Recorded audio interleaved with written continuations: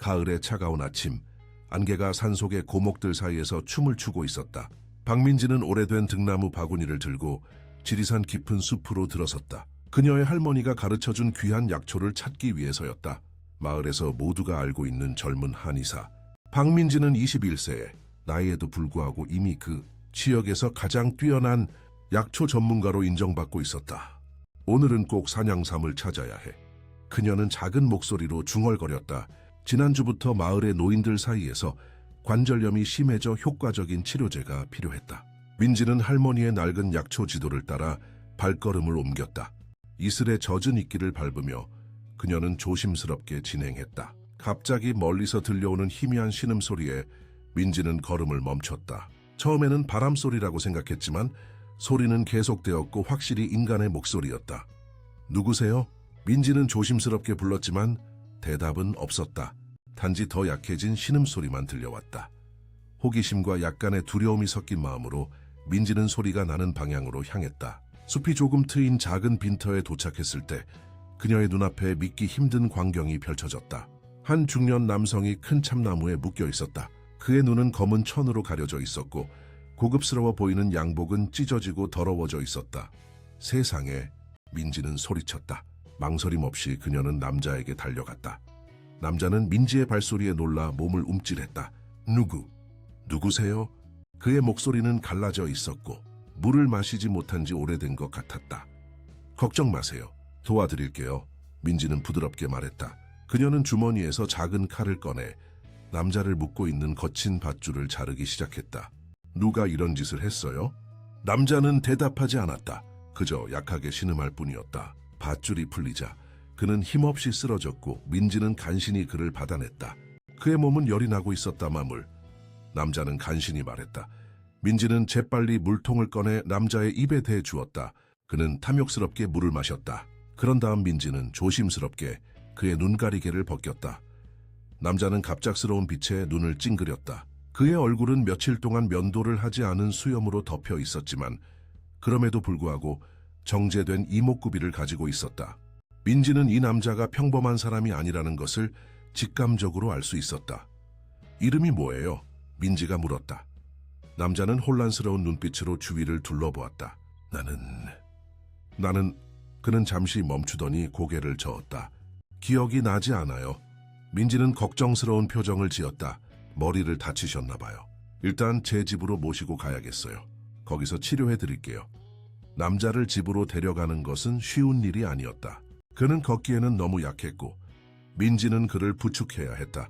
천천히 그들은 숲을 빠져나와 지리산 기슭에 자리한 작은 마을 해월리를 향해 내려갔다. 해월리는 100가구도 되지 않는 작은 마을이었다. 대부분의 젊은이들은 서울이나 부산 같은 대도시로 떠났고 주로 노인들만 남아 전통 공예와 농사를 이어가고 있었다. 민지의 집은 마을 외곽에 위치한 전통 한옥이었다. 그녀의 할머니 이수진이 남긴 유산이었다. 마을 사람들은 민지가 낯선 남자를 데리고 오는 것을 보고 놀란 눈빛을 보냈지만 아무도 직접적으로 물어보지는 않았다. 해월리 사람들은 서로의 일에 지나치게 간섭하지 않는 것으로 유명했다.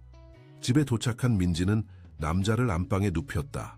그의 상태를 자세히 살펴본 결과 다행히 심각한 외상은 없었지만 탈수와 영양실조 그리고 가벼운 뇌진탕 증상이 있었다. 며칠 동안 숲에 있었던 것 같아요. 민지는 중얼거렸다. 그녀는 약초실로 가서 필요한 재료들을 모았다. 약숙, 인삼, 당귀, 청공, 할머니에게 배운 전통 처방을 따라 약을 다리기 시작했다. 남자는 대부분의 시간을 자면서 보냈다. 가끔 잠에서 깨어날 때마다 민지는 그에게 약과 음식을 먹이고 열이 내릴 때까지 임에 차가운 수건을 올려놓았다. 사흘째 되는 날, 남자는 마침내 또렷한 의식을 되찾았다. 그는 주변을 둘러보며 혼란스러운 표정을 지었다. 여기가 어디죠? 그가 물었다. 그의 목소리는 이전보다 훨씬 또렷했다. 해월리예요. 제 집이에요. 민지가 대답했다. 제 이름은 박민지입니다. 사흘 전에 지리산에서 당신을 발견했어요. 나무에 묶여 있었죠. 남자는 미간을 찌푸렸다. 먹여 있었다고요? 네, 누군가 당신을 거기 버려둔 것 같았어요. 기억나는 게 없나요? 남자는 천천히 고개를 저었다. 그러다 갑자기 무언가를 기억해낸 듯 눈을 크게 떴다. 중요한 사업 회의가 있었어요. 나는 그는 다시 혼란스러워 보였다. 뭔가 잘못됐어요. 누군가 내 음료에 뭔가를 넣었던 것 같아요. 민지는 조용히 그의 말을 듣고 있었다. 이름은 기억나세요? 남자는 잠시 생각에 잠겼다. 김재욱이요. 김재욱 씨. 민지는 이름을 반복했다. 이제 좀 어떠세요? 많이 나아지셨나요? 재욱은 자신의 몸 상태를 확인하듯 팔다리를 움직여 보았다. 훨씬 좋아졌네요. 당신이 절 치료해 주셨나요? 민지는 미소를 지었다. 네, 전통 한약으로요. 우리 할머니에게 배운 거예요. 정말 감사합니다, 박민지 씨. 제 목숨을 구해 주셨네요. 과찬이세요. 그냥 제가 해야 할 일을 한 것뿐이에요. 재욱은 주변을 둘러보았다. 방은 소박하지만 깨끗했고 전통적인 한옥 내부 장식이 그대로 보존되어 있었다. 벽에는 한약재 보관함과 오래된 의서들이 가득한 책장이 있었다. 여기가 어디라고 하셨죠? 해월리요. 지리산 기슭의 작은 마을이에요. 서울에서는 꽤 멀어요. 재욱의 얼굴에 걱정스러운 표정이 스쳤다. 전화를 좀 써도 될까요? 연락해야 할 사람들이 있어서요. 민지는 고개를 저었다. 죄송해요. 여기는 전화가 없어요. 마을에 공중전화가 한 대 있긴 한데 지금은 밤이라 가게가 문을 닫았을 거예요. 내일 아침에 데려다 드릴게요. 재욱은 실망한 표정을 지었지만 이해한다는 듯 고개를 끄덕였다. 내일이요. 알겠습니다. 더 쉬세요. 아직 완전히 회복되지 않았어요. 민지가 말했다. 저녁 먹을 준비를 할게요. 민지가 방을 나가자 재욱은 천천히 자리에서 일어나 창가로 걸어갔다. 창 밖으로 보이는 풍경은 그가 익숙한 서울의 빌딩 숲과는 완전히 달랐다. 해가 저물고 있었고 마을의 작은 집들 위로 연기가 피어올랐다. 저 멀리 지리산의 웅장한 실루엣이 보였다. 여기가 어디지? 누가 나를 납치한 거지? 그의 머릿속에는 수많은 질문이 맴돌았지만 기억은 여전히 단편적이었다. 민지는 부엌에서 간단한 저녁 식사를 준비했다. 직접 재배한 채소로 만든 비빔밥과 할머니에게 배운 특별한 보양탕이었다. 음식을 들고 방으로 돌아왔을 때 그녀는 재욱이 창가에 서 있는 것을 발견했다. 아직 일어나실 만한 상태가 아니에요. 민지가 말했다. 다시 자리에 누우세요. 재욱은 미소를 지으며 돌아섰다. 미안해요. 그냥 여기가 어떤 곳인지 궁금해서요. 식사하세요. 힘을 회복하셔야 해요. 민지는 음식을 그 앞에 놓았다. 재욱은 허기를 느끼고 있었다. 그는 감사의 인사를 하고 식사를 시작했다. 첫 입을 먹자마자 그의 눈이 커졌다. 이거 정말 맛있네요. 민지는 기쁜 듯 미소 지었다. 할머니의 비법이에요. 몸에 좋은 재료로만 만들었어요. 그들은 조용히 식사를 마쳤다. 재욱은 계속해서 기억을 더듬으려 했지만 머릿속은 여전히 안개 속에 있는 것 같았다. 혹시 내가 누군지 알아요? 그가 갑자기 물었다. 민지는 고개를 저었다. 아니요. 당신이 방금 말해준 이름 외에는 아무것도 몰라요. 재욱은 한숨을 쉬었다. 이상한 일이네요. 마지막으로 기억나는 건 서울에서의 회의였어요. 그 다음은 아무것도 기억나지 않아요. 뇌진탕 때문일 수 있어요. 시간이 지나면 기억이 돌아올 거예요. 민지가 위로했다. 밤이 깊어갔다. 민지는 재욱에게 더 많은 약을 먹이고 그가 다시 잠들 때까지 지켜보았다. 그런 다음 그녀는 할머니의 일기장을 꺼냈다.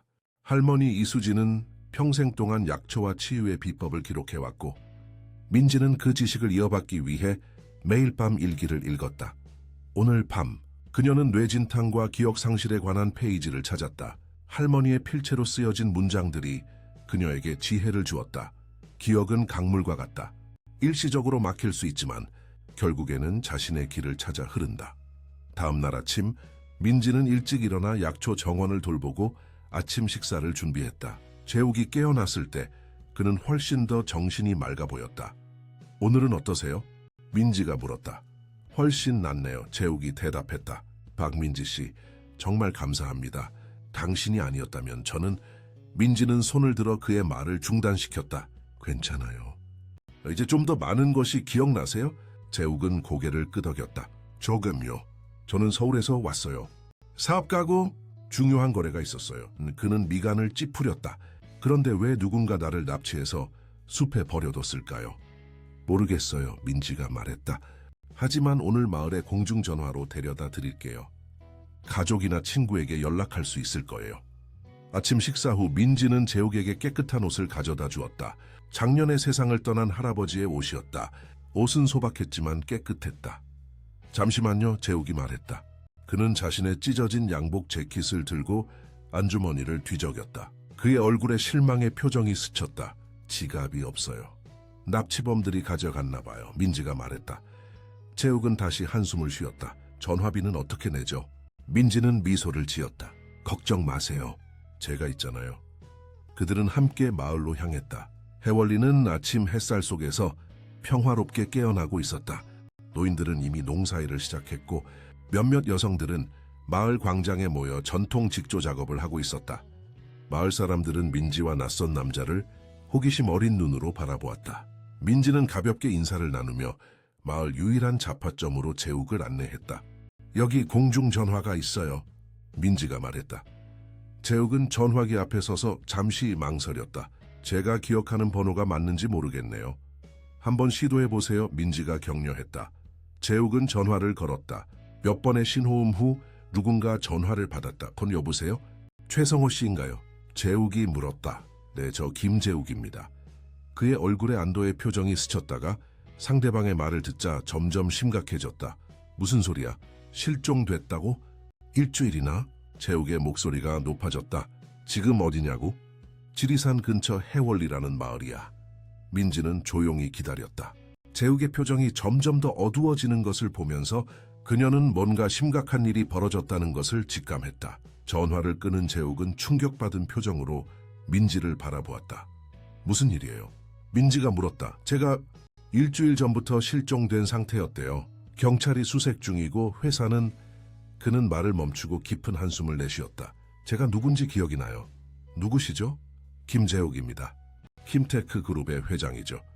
민지의 눈이 커졌다. 킴테크 그룹은 한국 최대 기업 중 하나였다. 전자제품부터 건설, 패션, 심지어 제약 분야까지 다양한 사업을 운영하는 대기업이었다. 그럼 당신이 그 유명한 김재욱 씨? 민지는 놀란 목소리로 물었다. 재욱은 고개를 끄덕였다. 그렇습니다. 그리고 누군가가 저를 납치해서 이 숲에 버린 것 같아요. 민지는 말을 잇지 못했다. 그녀가 구한 사람이 한국에서 가장 부유한 사업가 중 한 명이라니 믿기지 않았다. 성호가 곧 사람들을 보낸대요. 재욱이 말했다. 제 친구이자 사업 파트너예요. 아마 몇 시간 내로 헬리콥터가 올 거예요. 민지는 여전히 충격 속에 있었다. 그럼 곧 떠나시는 건가요? 재욱은 민지를 진지하게 바라보았다. 네, 하지만 먼저 당신에게 제대로 감사를 표하고 싶어요. 당신이 제 목숨을 구했어요. 박민지 씨. 그들이 마을 광장에 서 있을 때 갑자기 휘몰아치는 바람 소리와 함께 하늘에서 소음이 들려왔다. 사람들이 고개를 들어보니 대형 헬리콥터가 마을을 향해 내려오고 있었다. 해월리의 평화로운 일상이 순식간에 깨졌다. 마을 사람들은 놀라서 흩어졌고 민지와 재욱은 그 자리에 서서 다가오는 헬리콥터를 바라보았다. 민지는 갑자기 이 모든 것이 비현실적으로 느껴졌다. 평범한 약초 채집이 어떻게 이런 상황으로 이어질 수 있을까? 그녀는 재욱을 바라보았다. 그의 표정은 이제 완전히 달라져 있었다. 소박한 한복 차림에도 불구하고 그에게서는 권위와 자신감이 느껴졌다. 헬리콥터가 마을 외곽의 빈터에 착륙하기 시작했다. 민지는 이것이 끝이라고 생각했다. 재욱은 자신의 세계로 돌아갈 것이고 그녀는 다시 평범한 일상으로 돌아갈 것이다. 하지만 그녀는 이 만남이 그렇게 쉽게 끝나지 않을 것이라는 것을 알지 못했다. 운명은 이미 그들의 삶을 영원히 바꿔놓을 복잡한 줄거리를 짜고 있었다. 헬리콥터에서 3명의 남자가 내렸다. 2명은 검은 정장을 입은 경호원처럼 보였고 가운데 있는 남자는 세련된 비즈니스 정장을 입고 있었다. 그는 마치 구원자를 발견한 것처럼 재욱에게 달려왔다. 재욱, 살아있었구나. 그가 외쳤다. 모두가 최악의 상황을 걱정하고 있었어. 성호야, 재욱이 친구를 반겼다. 이리 와봐.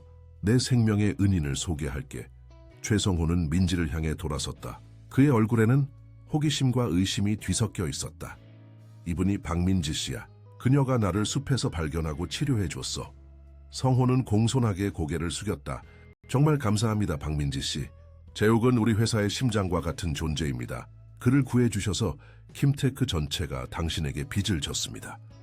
민지는 어색하게 미소를 지었다. 별거 아니었어요. 그냥 도움이 필요한 사람을 도운 것뿐이에요. 성호는 재욱을 향해 돌아섰다. 서울로 돌아가야 해. 모두가 걱정하고 있어. 그리고 내일 아침에는 중요한 이사회가 예정되어 있어. 재욱은 잠시 생각에 잠겼다가 고개를 끄덕였다. 알았어요. 하지만 먼저 그는 민지에게 다가갔다. 박민지 씨, 당신의 친절함에 어떻게 보답해야 할지 모르겠습니다. 민지는 손을 흔들며 말했다. 정말 괜찮아요. 보답 같은 건 필요 없어요. 아니요, 그럴 수는 없습니다. 재욱이 단호하게 말했다. 최소한 치료비와 불편함에 대한 보상은 해야죠. 그는 성호에게 눈짓을 했고 성호는 서류 가방을 열어 봉투를 꺼냈다. 이건 작은 감사의 표시입니다. 성호가 봉투를 민지에게 건넸다. 민지는 봉투를 받기를 망설였다. 정말 필요 없어요. 받아주세요. 재욱이 부드럽게 말했다. 그리고 제 명함도 드릴게요. 언제든지 도움이 필요하면 연락하세요. 민지는 마침내 봉투와 명함을 받아들였다. 감사합니다. 이제 가봐야겠네요. 재욱이 말했다. 다시 한번 진심으로 감사드립니다. 박민지 씨. 그들은 작별 인사를 나누었고 재욱과 성호 그리고 두 경호원은 헬리콥터로 향했다. 민지는 그 자리에 서서 헬리콥터가 이륙하는 것을 지켜보았다. 그것은 마치 꿈 같은 일이었다. 단 몇 시간 전까지만 해도 그녀는 평범한 약초 채집가였을 뿐인데 이제는 한국 최고의 재벌 중 한 명을 만나고 돌봐주었다니. 봉투 안에는 현금 1천만 원이 들어있었다. 민지는 그 돈을 보고 숨이 막혔다. 그녀가 1년 동안 약초를 팔아버는 돈보다 많은 금액이었다. 하지만 그녀는 돈 때문에 그를 도운 것이 아니었다. 그저 도움이 필요한 사람을 보았을 때 자연스럽게 행동한 것뿐이었다. 민지는 집으로 돌아와 평소처럼 약초를 말리고 정리했다. 하지만 그날 밤 그녀는 잠을 이루지 못했다. 김재욱이라는 남자와의 짧은 만남이 그녀의 마음속에 이상한 감정을 불러일으켰다. 호기심? 걱정? 아니면 다른 무언가? 다음 날 아침 민지는 평소처럼 일찍 일어나 약초 정원을 돌보았다. 그녀는 재욱의 방문이 단지 스쳐 지나가는 일화에 불과하다고 생각했다. 그는 자신의 세계로 돌아갔고 그녀는 여기 해월리에서 계속 살 것이다. 하지만 운명은 다른 계획을 가지고 있었다. 점심 무렵 마을의 이장인 오영철 할아버지가 민지의 집을 찾아왔다. 민지야, 마을 회관으로 좀 와주겠니? 중요한 논의가 있어. 무슨 일인데요, 이장님? 민지가 물었다. 마을에 손님들이 왔다. 네가 어제 도와준 그 서울 사람과 관련이 있는 것 같아. 민지는 놀라서 눈을 크게 떴다. 김재욱 씨요? 아니, 그 사람은 아니고 다른 사람들이야. 회사 사람들인 것 같아. 민지는 서둘러 손을 씻고 깨끗한 옷으로 갈아입었다. 그녀의 마음은 호기심과 약간의 불안으로 가득 찼다. 킴테크 그룹의 사람들이 왜 해월리에 왔을까? 마을 회관에 도착했을 때 그녀는 3명의 비즈니스맨이 이장과 마을 원로들과 이야기하고 있는 것을 보았다. 그들 앞에는 큰 도면과 서류들이 펼쳐져 있었다. 아, 여기 박민지 씨가 오셨군요. 이장이 말했다. 세 남자 중 한 명이 민지에게 다가왔다. 안녕하세요, 박민지 씨. 저는 킴테크 그룹의 개발 담당 이사 윤현우입니다. 어제 저희 회장님을 도와주셔서 정말 감사합니다. 민지는 공손하게 고개를 숙였다. 별 말씀을요? 그런데 무슨 일로 여기에 오셨나요? 윤현우는 미소를 지었다. 좋은 소식을 가지고 왔습니다. 김재욱 회장님의 지시로 킴테크 그룹은 해월리 마을에 특별한 프로젝트를 제안하고자 합니다. 프로젝트요? 민지가 물었다. 네, 윤현우가 도면을 가리켰다. 저희는 이 지역에 전통의학연구센터를 설립하고 싶습니다. 김 회장님께서 말씀하시길 박민지 씨의 전통 약초 지식이 놀라웠다고 하셨습니다. 그래서 그 지식을 더 많은 사람들과 나누고 발전시킬 수 있는 센터를 만들자는 아이디어를 내셨죠. 민지는 놀라서 말을 잇지 못했다. 이장이 그녀 대신 물었다. 그게 정확히 무엇을 의미하는 건가요? 윤현우는 계속해서 설명했다. 저희는 해월리에 현대적인 연구시설을 건설하고 박민지 씨와 같은 전통의학 전문가들이 그들의 지식을 연구하고 발전시킬 수 있도록 지원하고 싶습니다. 물론 이 프로젝트는 마을 전체의 일자리와 경제적 기회를 제공할 것입니다. 마을 사람들 사이에서 웅성거림이 일어났다. 이런 제안은 전례가 없는 것이었다. 그리고 윤현우가 계속했다. 김 회장님께서는 특별히 박민지 씨가 이 센터의 전통의학 자문 역할을 맡아주길 원하십니다. 물론 적절한 보상과 함께요. 민지의 머릿속은 혼란스러웠다. 이 모든 것이 너무 갑작스러웠다. 얘가 생각할 시간이 필요할 것 같아요. 물론입니다. 윤현우가 이해한다는 듯 고개를 끄덕였다. 저희는 서두르지 않을 겁니다. 이 제안을 충분히 검토하시고 질문이 있으시면 언제든지 연락 주세요. 그는 명함을 건넸다. 회의가 끝난 후 마을 사람들은 흥분된 목소리로 이야기를 나누었다. 대부분은 이 제안을 긍정적으로 보았다. 해월리는 오랫동안 경제적 어려움을 겪어왔고 젊은이들은 일자리를 찾아 도시로 떠나고 있었다. 이 프로젝트는 마을에 새로운 생명을 불어넣을 수 있을 것이었다. 하지만 민지는 확신할 수 없었다. 그녀는 집으로 돌아와 할머니의 일기장을 펼쳤다. 할머니 이수진은 항상 그녀에게 지혜를 주었고 어려운 결정의 순간에도 그랬다. 일기장을 넘기다가 민지는 전에 본 적 없는 사진 한 장을 발견했다. 그것은 젊은 시절의 할머니와 한 젊은 남자가 함께 찍은 사진이었다. 사진 뒷면에는 수진과 재욱, 1980이라고 쓰여 있었다. 민지는 숨을 들이켰다. 이 사진 속의 젊은 남자가 김재욱일까? 아니, 그럴 수는 없다. 연도로 보아 아마도 그의 아버지일 것이다. 그녀는 일기장을 더 자세히 살펴보기 시작했다. 몇 시간 동안 할머니의 일기를 읽은 후 민지는 충격적인 사실을 발견했다. 할머니 이수진은 젊은 시절 서울에서 생약학을 연구하는 학자였다. 그녀는 당시 신약 개발에 관심이 있던 젊은 사업가 김태욱, 재욱의 아버지와 협력했다. 그들은 함께 전통 한약재를 기반으로 한 현대적인 의약품을 개발하는 프로젝트를 시작했다. 하지만 무언가 잘못되었다. 일기에 따르면 태욱은 이수진의 연구를 가로채고 그녀의 이름을 배제한 차에 특허를 신청했다.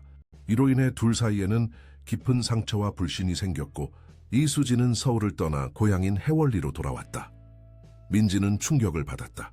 그녀의 할머니와 김재욱의 가족 사이에는 이런 복잡한 역사가 있었던 것이다. 그녀는 재욱에게 이 사실을 알려야 할까? 아니면 과거는 과거로 남겨두어야 할까? 그녀의 고민은 전화벨 소리에 의해 중단되었다. 그녀는 마을의 공중전화로 달려갔다. 여보세요? 파렉싱국번 시은하다 박민지 씨입니까? 익숙한 목소리가 들렸다. 네, 그런데요, 저 김재욱입니다. 우리 직원들이 오늘 해월리를 방문했다고 들었습니다. 민지는 잠시 말을 잃었다. 네, 그랬어요. 그들의 제안에 대해 어떻게 생각하세요? 민지는 깊게 숨을 들이마셨다. 솔직히 말하면 아직 확신이 서지 않아요. 모든 것이 너무 갑작스럽고 그리고 제가 방금 발견한 것이 있어요. 발견이요? 네, 민지가 말했다. 제 할머니의 일기에서 당신의 아버지와 관련된 내용을 찾았어요. 전화선 너머로 침묵이 흘렀다. 당신의 할머니가 이수진 교수님입니까? 재욱이 마침내 물었다. 네, 맞아요. 할머니를 아셨나요? 직접 뵌 적은 없지만 아버지로부터 그분에 대해 들었습니다. 재욱이 대답했다. 사실 아버지는 생전에 이수진 교수님과의 일을 크게 후회하셨어요. 민지는 놀랐다. 정말요? 네, 젊은 시절의 실수였다고 하셨어요. 나중에 그분을 찾으려고 했지만 이미 연락이 끊긴 상태였죠. 민지는 이 새로운 정보를 소화하려고 노력했다.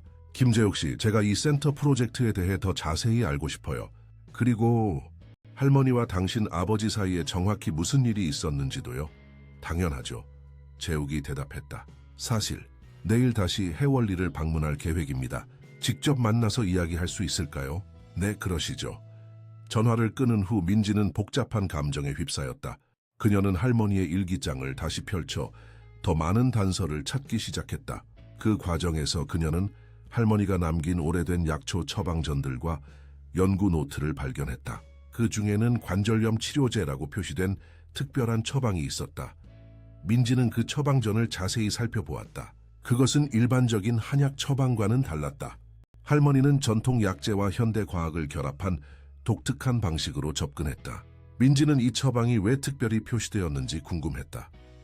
그날 밤 민지는 할머니의 처방대로 약을 만들어 보기로 결정했다. 그녀는 정원과 주변 산에서 필요한 약초들을 모았다.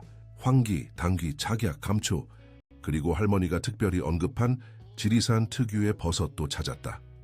밤늦게까지 약을 다리면서 민지는 내일 재욱과의 만남에 대해 생각했다. 그녀는 할머니와 재욱의 아버지 사이에 있었던 일의 진실을 알고 싶었다. 그리고 무엇보다 킴테크 그룹이 해월리에 짓고자 하는 이 전통의학연구센터가 정말 마을과 전통의학을 위한 것인지 아니면 다른 목적이 있는지 확인하고 싶었다. 그녀가 알지 못하는 사이 서울에서는 킴테크 그룹 내부에 큰 소용돌이가 일고 있었다. 김재욱의 갑작스러운 방향 전환과 해월리 프로젝트는 많은 이사들과 주주들을 놀라게 했다. 특히 최성호는 이 모든 상황을 의심스러운 눈으로 바라보고 있었다. 재우가 정말 이런 작은 마을에 수백억을 투자할 생각이야? 성호가 재욱의 사무실에서 물었다. 재욱은 창밖을 바라보며 대답했다. 나를 믿어, 상호야. 이건 단순한 감정적 결정이 아니야. 전통의학과 현대과학의 결합은 킴테크의 미래가 될 수 있어. 성호는 여전히 의심스러운 표정이었다. 그 마을 여자에게 너무 많은 것을 약속하는 것 아니야. 네가 납치되었을 때 그녀가 도와준 것은 고맙지만 비즈니스는 비즈니스야. 재욱은 친구를 향해 돌아섰다. 이건 단순히 그녀에 대한 보답이 아니야. 내가 해월리에 있는 동안 깨달은 것이 있어. 우리가 추구해온 성공과 이익, 그것들이 진정한 가치를 가지려면 사회에 환원되어야 해. 성호는 한숨을 쉬었다. 네가 하는 일이니 말리진 않겠어. 하지만 이 사회에서 이 프로젝트를 승인받기는 쉽지 않을 거야. 알아. 재욱이 고개를 끄덕였다. 하지만 내가 할 수 있는 한 최선을 다할 거야. 성호가 떠난 후 재욱은 책상 서랍에서 오래된 사진 한 장을 꺼냈다.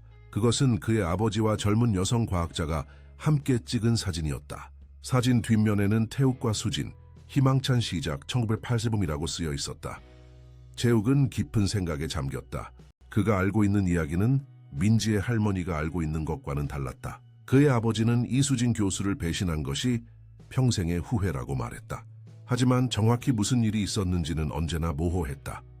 이제 운명이 그에게 과거의 실수를 바로잡을 기회를 주었다. 그리고 재욱은 그 기회를 놓치고 싶지 않았다. 다음 날 아침, 재욱은 개인 헬리콥터를 타고 해월리로 향했다. 그는 마음속으로 민지에게 어떻게 이 복잡한 과거를 설명할지 고민했다.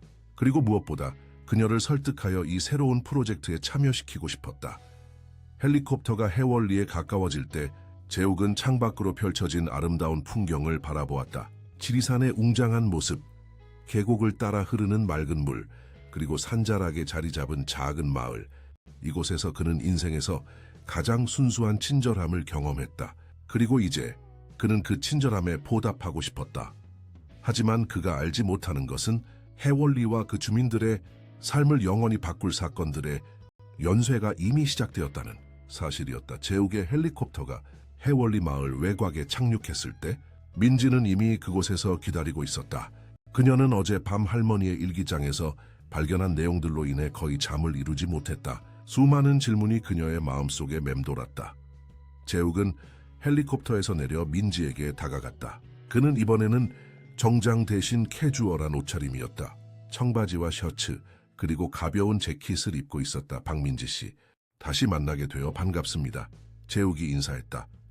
민지는 고개를 숙여 인사했다. 이어서 오세요, 김재욱 씨. 걸으면서 이야기할까요? 재욱이 제안했다. 그들은 마을을 벗어나 지리산으로 향하는 오솔길을 따라 걷기 시작했다. 가을 햇살이 나무십 사이로 스며들어 아름다운 그림자를 만들어냈다.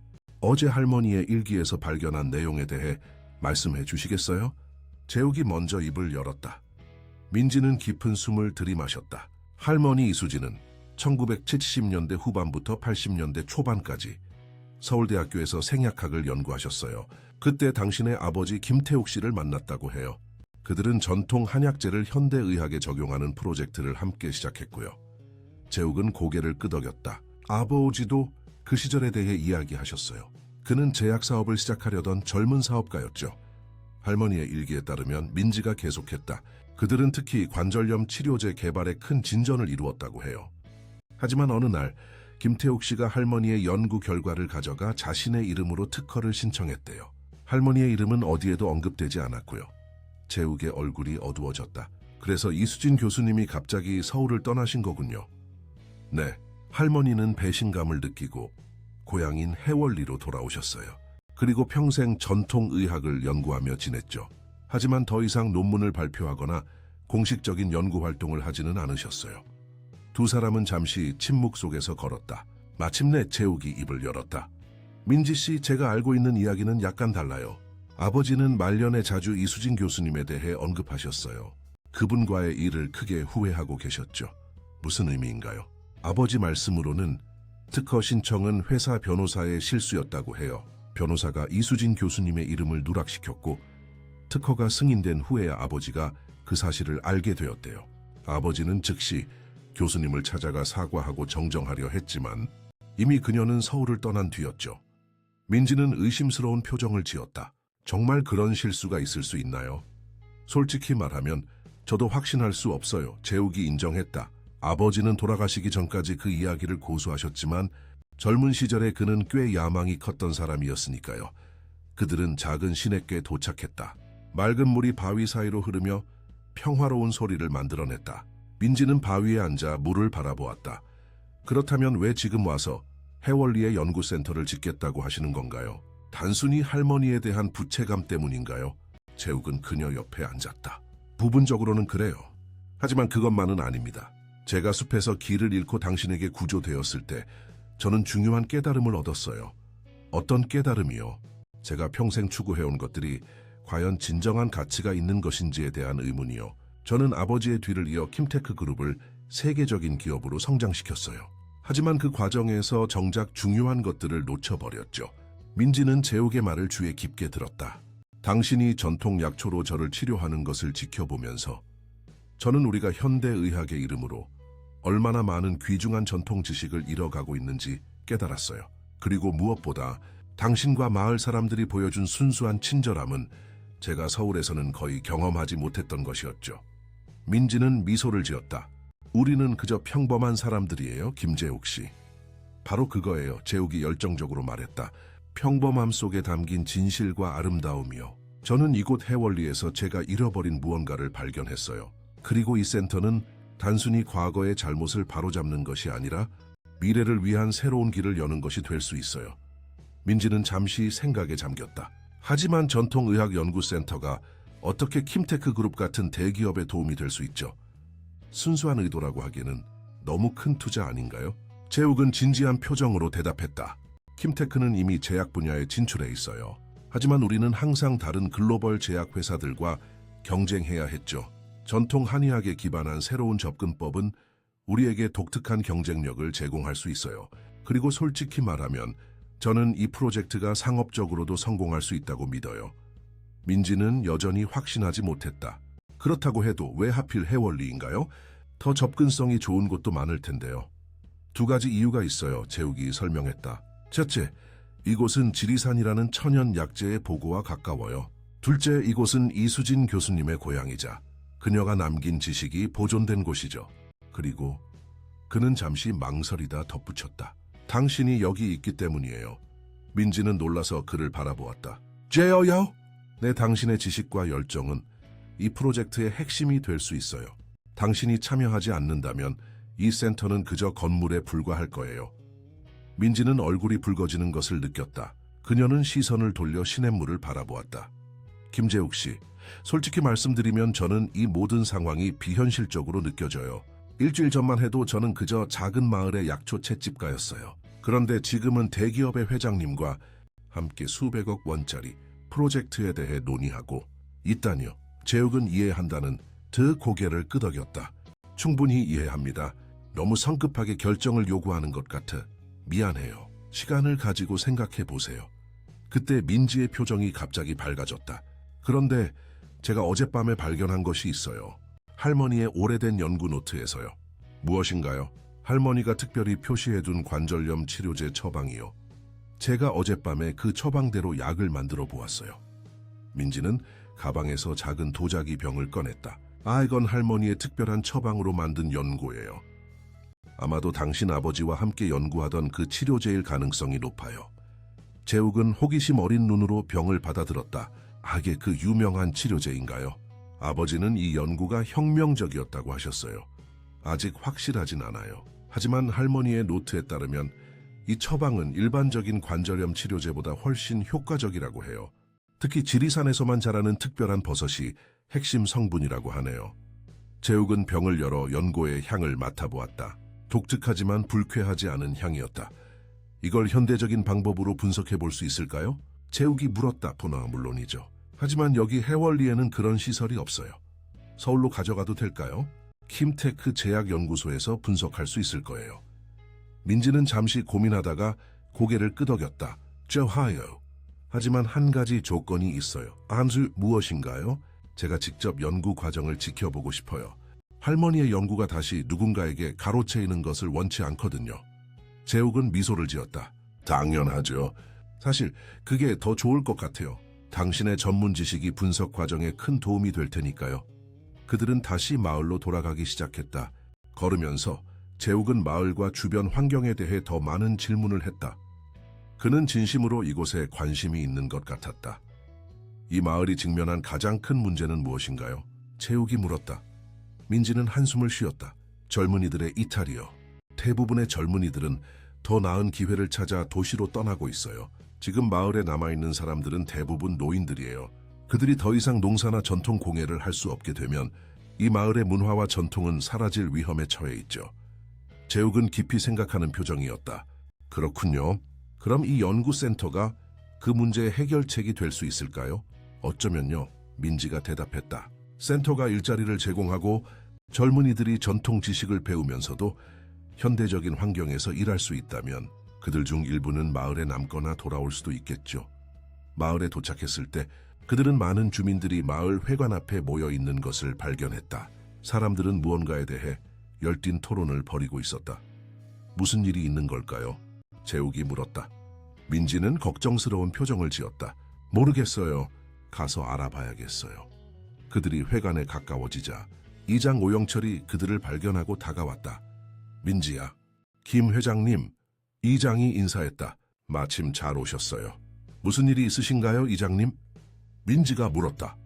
이장은 근심 어린 표정으로 말했다. 오늘 아침 서류가 도착했어요.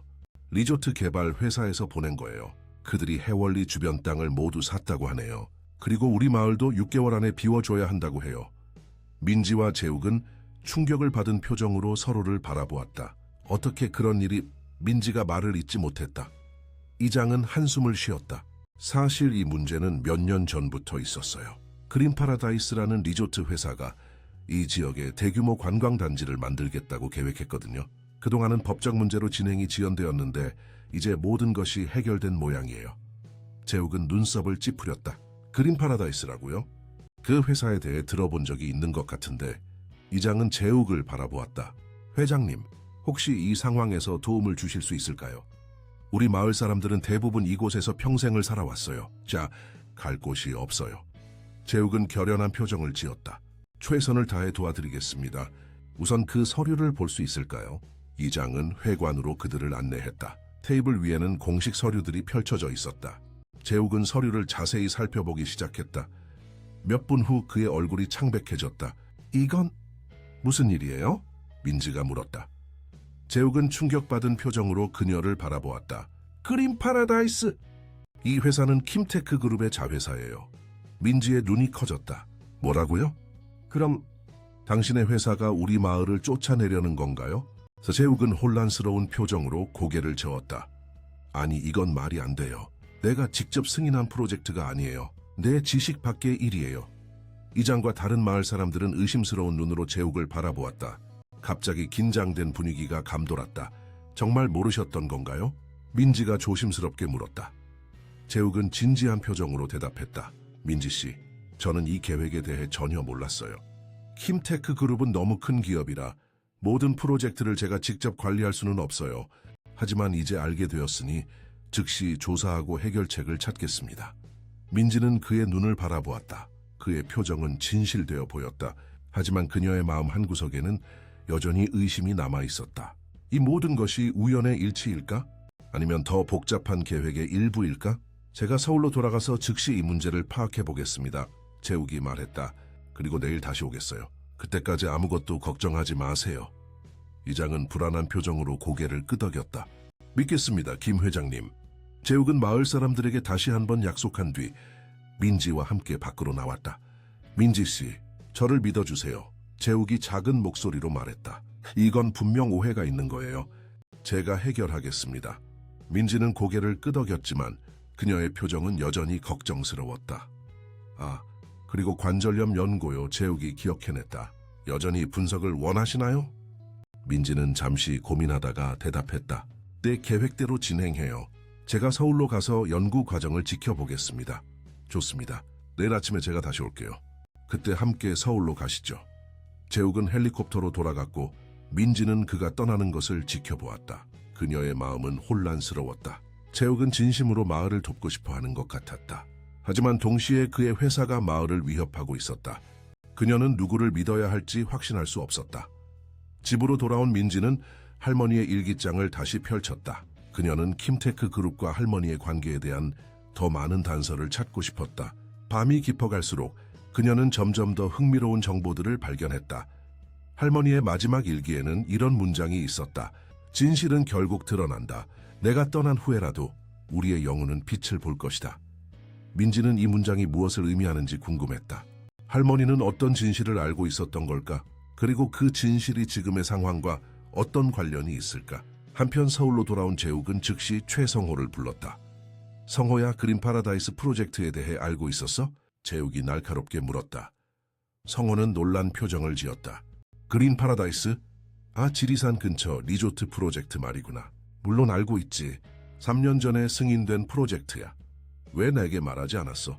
성호는 어깨를 으쓱했다. 별로 중요한 프로젝트가 아니라고 생각했어. 그리고 네가 해외 출장이 많았던 시기였잖아.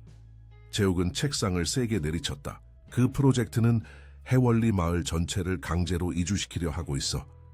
바로 내가 연구센터를 짓겠다고 한 그 마을이야. 성호의 표정이 변했다. 그럴 리가 없어서 우리는 항상 지역 주민들과의 합의를 중요시 해왔잖아. 그럼 이건 뭐지? 재욱은 해월리에서 가져온 서류를 성호에게 건넸다. 성호는 서류를 살펴본 후 충격받은 표정을 지었다. 아이즌, 이상해. 내 지식으로는 모든 주민들이 이미 보상에 합의했다고 알고 있었어. 누가 이 프로젝트를 담당하고 있지? 성호는 잠시 생각하다가 대답했다. 박정우 이사야. 부동산 개발 부서에. 당장 그를 내 사무실로 불러. 그리고 그린 파라다이스 프로젝트의 모든 서류를 가져와. 성호는 서둘러 사무실을 나갔다. 재욱은 창가에 서서 서울의 야경을 바라보았다. 그의 마음은 복잡했다. 이 모든 것이 단순한 우연일까? 아니면 누군가 의도적으로 그를 속이고 있는 것일까? 그리고 무엇보다 그는 민지와 해월리 주민들에게 한 약속을 지킬 수 있을까? 재욱은 깊은 한숨을 내쉬며 다음 날의 만남을 준비하기 시작했다. 다음 날 아침 민지는 작은 가방을 꾸리고 서울 방문을 준비했다. 그녀는 할머니의 연구 노트와 관절염 연고 샘플을 조심스럽게 가방에 넣었다.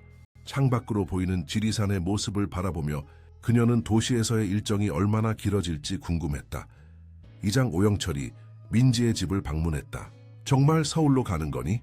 네, 이장님. 할머니의 연구를 확인해 봐야 해요. 그리고 김재욱 씨가 마을 문제를 어떻게 해결할지 직접 지켜보고 싶어요. 이장은 걱정스러운 표정으로 말했다. 그를 너무 쉽게 믿는 건 아닐까? 결국 그의 회사가 우리를 쫓아내려는 거잖아. 민지는 고개를 저었다. 저도 처음에는 그렇게 생각했어요.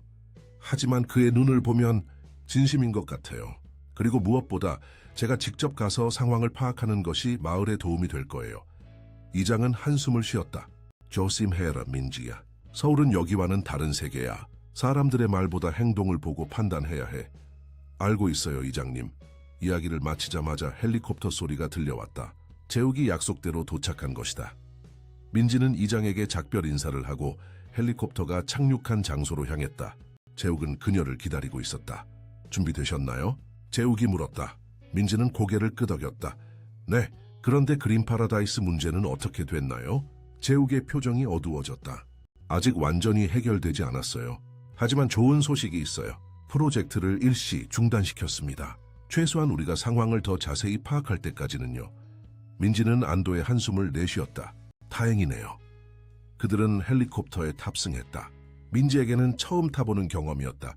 그녀는 창밖으로 점점 작아지는 해월리를 바라보았다. 평생을 살아온 마을이 이제 장난감처럼 작게 보였다. 서울에 가본 적이 있나요? 재욱이 물었다. 대학 다닐 때 잠깐 있었어요. 서울대학교 약학과에서 공부했거든요. 하지만 할머니가 편찮으셔서 3학년 때 학업을 중단하고 해월리로 돌아왔어요. 재욱은 놀란 표정을 지었다. 서울대 약학과요? 그럼 정식 약사 자격증도 있으신가요? 민지는 고개를 저었다. 아니요, 졸업하지 못했어요. 하지만 할머니에게서 전통의학을 배웠고 그게 저에게는 더 중요했어요.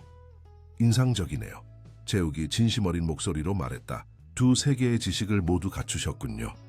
약 1시간의 비행 후 헬리콥터는 서울 강남의 킴테크 그룹 본사 건물 옥상에 착륙했다. 민지는 압도적인 도시의 풍경에 숨이 막혔다. 빽빽히 들어선 고층 빌딩들, 끝없이 이어지는 도로, 그리고 수많은 사람들. 해월리와는 완전히 다른 세계였다.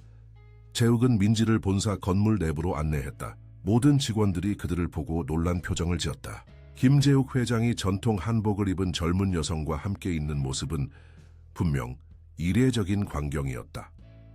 여기서 점심을 먹고 오후에 연구소로 가겠습니다. 재욱이 말했다. 괜찮으세요? 민지는 고개를 끄덕였다. 그녀는 새로운 환경에 적응하려고 노력하고 있었다. 그들이 재욱의 개인 사무실에 도착했을 때 최성호가 그들을 기다리고 있었다. 재욱아, 드디어 왔구나. 그리고 박민지 씨, 다시 뵙게 되어 반갑습니다. 민지는 공손하게 인사했다. 안녕하세요, 최성호 씨. 자, 그린 파라다이스 건에 대한 조사 결과는 어떻게 됐지? 재욱이 물었다. 성호는 서류 더미를 건넸다. 여기 있어. 놀라운 사실을 발견했어. 재욱은 서류를 빠르게 훑어보더니 표정이 굳어졌다. 이게 무슨 일이에요? 민지가 물었다. 재욱은 깊은 숨을 들이쉬었다. 이 서류에 따르면 해월리 토지의 소유권이 애매한 상태예요. 마을 사람들은 수백 년 동안 그곳에 살아왔지만 공식적인 토지 소유 문서가 없어요. 그건 말이 안 돼요. 민지가 말했다. 우리 마을에는 오래된 문서들이 있어요. 조선시대부터 내려온 토지 증서가요. 문제는 그 문서들이 현대 법적 시스템에서 인정받지 못한다는 거예요. 성호가 설명했다. 1970년대 토지 개혁 당시 많은 시골 마을들이 새로운 등기를 하지 않았어요. 그리고 그린 파라다이스는 그 허점을 이용한 거죠. 정확히 어떻게요? 민지가 물었다. 재욱이 대답했다. 그들은 지방정부와 거래를 했어요. 해월리 주변 땅을 미등기 토지로 분류하고 그것을 개발 목적으로 취득한 거죠. 민지의 얼굴이 창백해졌다. 그럼 우리 마을 사람들은 법적으로 아무런 권리가 없다는 건가요? 기술적으로는 그래요. 성호가 말했다. 하지만 도덕적으로는 전혀 다른 문제죠. 재욱은 결연한 표정을 지었다. 이 문제는 바로잡을 수 있어요. 우선 그린 파라다이스 프로젝트를 완전히 중단시키겠습니다. 그리고 해월리 주민들이 합법적으로 토지 소유권을 얻을 수 있도록 도울 거예요. 정말 그렇게 할 수 있나요? 민지가 의심스러운 표정으로 물었다. 네, 할 수 있어요. 재욱이 자신감 있게 대답했다. 킴테크 그룹의 회장으로서 저는 자회사의 프로젝트를 중단시킬 권한이 있습니다. 물론 이사회에서 반발이 있을 수 있지만 그건 제가 처리할 문제예요. 점심 식사 후 재욱은 민지를 킴테크 제약연구소로 데려갔다. 그곳은 최첨단 시설로 가득 찬 거대한 건물이었다. 민지는 눈앞에 펼쳐진 현대 과학의 세계에 압도되었다. 연구소 책임자인 김태희 박사가 그들을 맞이했다. 회장님, 오늘 방문하신다는 연락을 받았습니다. 그리고 박민지 씨, 만나서 반갑습니다. 민지는 가방에서 관절염 연고 샘플을 꺼냈다. 이것을 분석해 주실 수 있을까요? 제 할머니의 전통 처방으로 만든 것입니다. 태희는 샘플을 받아들고 호기심 어린 표정을 지었다. 물론이죠. 어떤 성분들이 들어있는지 정확히 분석해 보겠습니다. 그들은 연구소의 여러 시설을 둘러보았다. 태희 박사는 민지에게 각종 분석 장비와 과정에 대해 상세히 설명해 주었다. 민지는 모든 것을 열심히 듣고 배웠다. 분석 결과는 내일쯤 나올 거예요. 태희가 말했다. 오늘 밤은 일단 샘플의 기본 성분을 확인하고 내일 더 자세한 검사를 진행할게요. 재욱은 민지를 향해 돌아섰다. 오늘 밤은 제 집에서 지내세요. 손님방이 준비되어 있습니다. 민지는 망설였다. 호텔에 머물러도 괜찮을 것 같은데요. 절대 그럴 수 없습니다. 재욱이 고개를 저었다. 당신은 제 특별한 손님이에요. 그리고 내일 아침 일찍 다시 연구소에 와야 하니 제 집이 더 편할 거예요. 결국 민지는 동의했다. 그들은 연구소를 나와 재욱의 차로 향했다. 그의 집은 서울 한강변의 고급 아파트였다. 40층 펜트하우스에서 내려다보는 서울의 야경은 숨막힐 정도로 아름다웠다. 와, 정말 아름다워요. 민지가 창밖을 바라보며 말했다. 재욱은 미소를 지었다. 네, 하지만 지리산의 일출만큼 아름답진 않죠. 그의 말에 민지는 놀랐다. 이 화려한 도시 생활 속에서도 그는 여전히 해월리의 자연을 기억하고 있었다. 저녁 식사 후 그들은 거실에 앉아 차를 마시며 이야기를 나누었다. 재욱은 그의 인생 이야기를 들려주었다.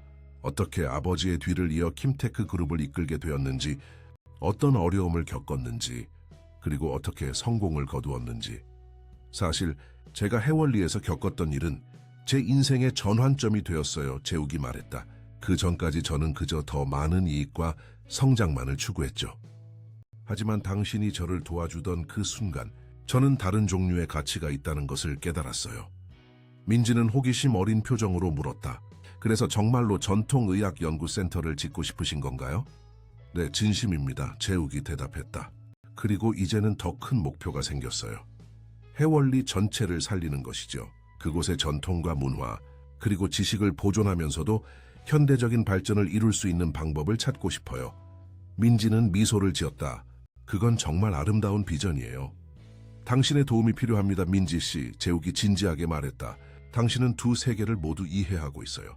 전통과 현대, 시골과 도시. 당신 같은 사람이 이 프로젝트의 핵심이 되어야 해요. 민지는 얼굴이 붉어지는 것을 느꼈다. 재욱의 말은 진심 어린 것 같았다. 그리고 그의 열정은 분명 전염성이 있었다. 생각해 볼게요. 그녀가 대답했다. 하지만 먼저 할머니의 연구 결과를 확인하고 싶어요. 그리고 해월리의 토지 문제도 해결되어야 하고요. 물론입니다. 재욱이 고개를 끄덕였다. 하나씩 해결해 나가죠. 다음 날 아침 그들은 일찍 일어나 연구소로 향했다. 태희 박사는 이미 그곳에서 그들을 기다리고 있었다. 그녀의 표정은 흥분과 놀라움이 뒤섞여 있었다. 분석 결과가 나왔습니다. 태희가 말했다. 그리고 정말 놀라운 발견을 했어요. 어떤 발견인가요? 민지가 물었다. 태희는 컴퓨터 화면을 가리켰다. 이 연구에는 기존에 알려진 어떤 항염증제보다 효과적인 성분이 포함되어 있어요. 특히 이 성분은 그녀는 화면의 한 부분을 확대했다. 지리산에서만 자라는 특정 버섯에서 추출한 것으로 보입니다. 이 성분은 우리가 알고 있는 어떤 화합물과도 다르고 그 효과는 말 그대로 혁명적입니다. 재욱과 민지는 놀란 표정으로 서로를 바라보았다. 정말인가요? 재욱이 물었다. 태희는 고개를 끄덕였다. 네, 우리는 이 성분을 사용해 관절염 치료제를 개발할 수 있을 것 같아요. 그것도 현재 시장에 있는 어떤 약보다 효과적이고 부작용이 적은 약을요. 민지는 할머니의 연구 노트를 꺼냈다. 여기 할머니가 남긴 메모가 있어요. 이 처방은 관절염뿐만 아니라 다른 염증성 질환에도 효과가 있을 것이다. 하지만 가장 중요한 것은 약초의 생태계를 보존하는 것이다. 무분별한 채취는 자연의 균형을 깨뜨릴 것이다. 태희는 메모를 읽고 고개를 끄덕였다. 현명한 말씀이세요. 이런 귀중한 자원을 지속 가능한 방식으로 활용하는 것이 중요합니다. 재욱은 생각에 잠겼다. 이것이 바로 우리가 해월리의 연구센터를 지어야 하는 또 다른 이유군요. 지리산의 생태계를 보존하면서도 그 지식과 자원을 활용할 수 있는 방법을 연구해야 해요. 그때 재욱의 비서가 급하게 연구실로 들어왔다. 회장님, 긴급 전화가 왔습니다. 해월리에서요. 재욱은 즉시 전화를 받았다. 여보세요? 오영철 이장님? 전화 너머로 이장의 다급한 목소리가 들려왔다. 김 회장님, 큰일 났습니다. 그린파라다이스 사람들이 중장비를 가지고 마을에 들어왔어요. 그들이 내일부터 건물들을 철거하겠다고 합니다. 재욱의 얼굴이 창백해졌다. 뭐라고요? 그럴 수 없어요. 제가 프로젝트를 중단시켰는데 그들은 당신의 명령을 받지 않았다고 해요. 다른 지시가 있었다나 뭐라나. 재욱은 분노로 떨며 말했다. 이장님, 제가 즉시 해월리로 가겠습니다. 그때까지 주민들을 안전하게 지켜주세요. 절대 폭력적인 대응은 하지 마세요. 전화를 끊은 재욱은 민지와 태희를 향해 돌아섰다. 큰일 났습니다. 그린파라다이스가 해월리를 강제 철거하려고 해요. 민지의 얼굴이 창백해졌다. 어떻게 그럴 수가. 우리 마을 사람들은 지금 당장 해월리로 가야 합니다. 재욱이 단호하게 말했다. 태희 박사, 연구를 계속 진행해 주세요. 민지 씨, 저와 함께 가시겠어요? 민지는 고개를 끄덕였다. 당연하죠. 제 마을이에요. 그들은 서둘러 연구소를 나와 헬리콥터로 향했다. 비행 중에 재욱은 여러 통의 전화를 걸었다. 그는 그린파라다이스의 책임자에게 직접 연락하려 했지만 연결되지 않았다. 이해가 안 돼요. 재욱이 혼란스러운 표정으로 말했다. 내가 직접 지시했는데 어떻게 이런 일이 벌어질 수 있지? 민지는 재욱을 바라보았다. 그의 표정에는 진심 어린 분노와 걱정이 담겨 있었다. 이제 그녀는 재욱이 정말로 해월리를 돕고 싶어 한다는 것을 믿게 되었다. 누군가 당신의 지시를 무시하고 있는 것 같아요. 민지가 말했다. 재욱은 고개를 끄덕였다. 그리고 누가 그런 짓을 하는지 알아내야 해요. 헬리콥터가 해월리에 가까워질 때 그들은 마을 입구에 줄지어 서 있는 중장비들을 볼 수 있었다. 불도저, 굴착기, 그리고 여러 대의 트럭들. 마치 전쟁을 준비하는 것처럼 보였다. 그리고 마을 사람들은 집 앞에 모여 있었다. 노인들, 여성들, 그리고 몇몇 젊은이들. 그들의 표정에는 두려움과 분노가 뒤섞여 있었다. 재욱의 헬리콥터가 착륙하자 모든 이의 시선이 그곳으로 향했다. 그들의 눈에는 한 가지 질문이 담겨 있었다. 김재욱은 적인가 아군인가? 민지와 재욱은 헬리콥터에서 내려 마을 사람들을 향해 걸어갔다. 그리고 그 순간 그린 파라다이스의 책임자로 보이는 남자가 그들 앞에 나타났다. 김재욱 회장님, 그 남자가 놀란 표정으로 말했다. 여기서 뵐 줄은 몰랐습니다. 박정우 이사, 재욱이 차갑게 말했다. 내 지시를 무시하고 이런 짓을 한 이유가 뭡니까? 박정우는 잠시 당황한 표정을 지었다가 이내 침착함을 되찾았다. 회장님의 지시라고요? 저는 그런 지시를 받은 적이 없습니다. 오히려 최성호 부회장님으로부터 프로젝트를 예정대로 진행하라는 지시를 받았습니다. 재욱의 표정이 굳어졌다. 성호가? 민지는 재욱의 반응을 지켜보았다. 그의 눈에는 배신감과 분노, 그리고 혼란이 뒤섞여 있었다. 최성호는 재욱의 가장 오랜 친구이자 사업 파트너였다. 그런 그가 재욱의 등 뒤에서 이런 일을 벌이다니. 지금 당장 이 모든 장비를 철수시키세요. 재욱이 단호하게 명령했다. 그리고 앞으로 제 직접적인 지시 없이는 어떤 행동도 취하지 마세요. 박정우는 망설이는 듯했지만 결국 고개를 끄덕였다. 알겠습니다, 회장님. 재욱은 마을 사람들을 향해 돌아섰다. 여러분, 정말 죄송합니다. 이건 큰 오해였습니다. 저는 결코 여러분의 마을을 해치려는 의도가 없었습니다. 오히려 반대로 저는 해월리를 돕고 싶습니다. 마을 사람들은 여전히 의심스러운 눈빛을 보냈다. 이장 오영철이 앞으로 나섰다. 김 회장님, 말로만 우리를 돕겠다고 하지 마세요. 행동으로 보여주세요. 재욱은 고개를 끄덕였다. 그럴 생각입니다, 이장님. 오늘 있었던 일을 보상하고 더 나아가 해월리의 미래를 위한 구체적인 계획을 제시하겠습니다. 마을 회관에서 모두 모여주시겠어요? 이장은 잠시 생각하다가 동의했다. 마을 사람들은 회관으로 향했고 재욱과 민지도 그들을 따랐다. 회관에 모인 사람들 앞에서 재욱은 그의 계획을 설명하기 시작했다. 해월리의 토지 소유권 문제를 해결하기 위한 법적 지원, 전통의학연구센터 건립, 그리고 마을의 지속 가능한 발전을 위한 다양한 프로젝트들. 마을 사람들은 점차 긴장을 풀고 재욱의 이야기에 귀를 기울이기 시작했다. 그의 진심 어린 사과와 구체적인 계획은 사람들의 마음을 움직이고 있었다. 회의가 끝난 후 민지는 재욱에게 다가갔다. 최성호 씨가 왜 그런 짓을 했을까요? 재욱은 깊은 한숨을 내쉬었다. 모르겠어요. 하지만 반드시 알아내야 해요. 성호는 제가 가장 신뢰하던 사람이었어요. 그때 재욱의 전화가 울렸다. 화면에는 태희 박사라고 표시되어 있었다. 여보세요, 태희 박사? 회장님, 큰 발견이 있습니다. 태희의 흥분된 목소리가 들려왔다. 박민지 씨의 할머니가 남긴 연고에서 발견된 성분은 단순한 한겸증제가 아닙니다. 그것은 특정 암세포의 성장을 억제하는 효과도 있어요. 재욱과 민지는 놀란 표정으로 서로를 바라보았다. 정말인가요? 민지가 전화기 쪽으로 몸을 기울이며 물었다. 네, 초기 테스트 결과로는 특히 췌장암과 폐암 세포에 효과적인 것으로 나타났습니다. 물론 더 많은 연구가 필요하지만 이것은 정말 대단한 발견입니다. 재욱은 깊은 숨을 들이마셨다. 태희 박사, 이 연구를 최우선 과제로 삼아주세요. 필요한 모든 자원을 제공하겠습니다. 전화를 끊은 후 재욱은 민지를 바라보았다. 그의 눈에는 흥분과 결의가 담겨 있었다. 이제 모든 것이 연결되기 시작하네요, 재욱이 말했다.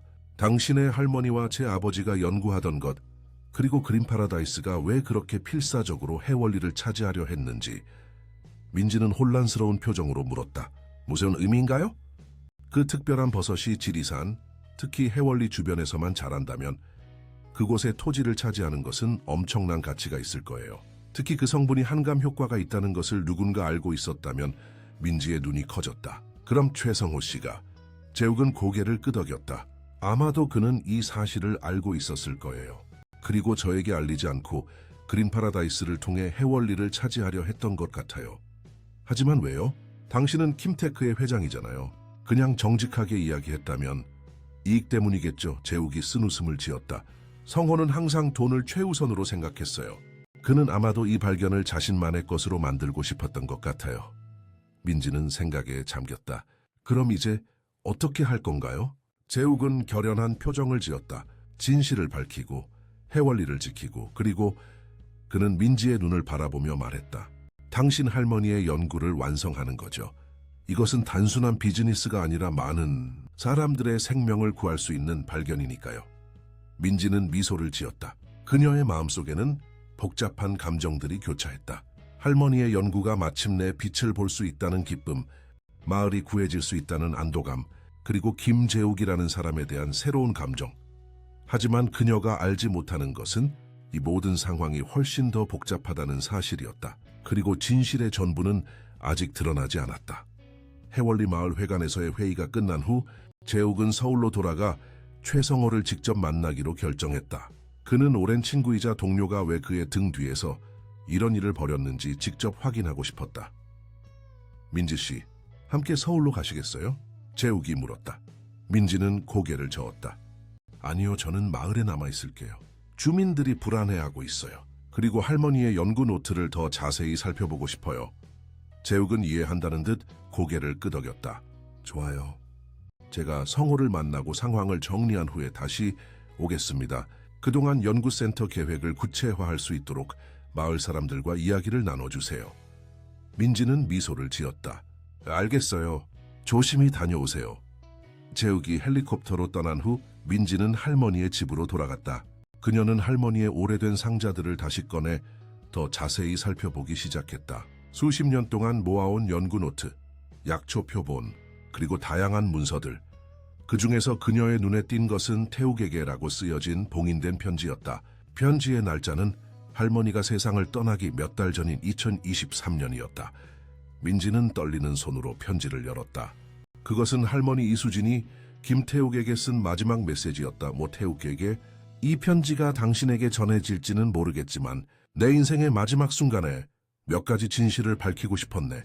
우리의 관계는 복잡했지만 나는 결코 당신을 미워하지 않았어.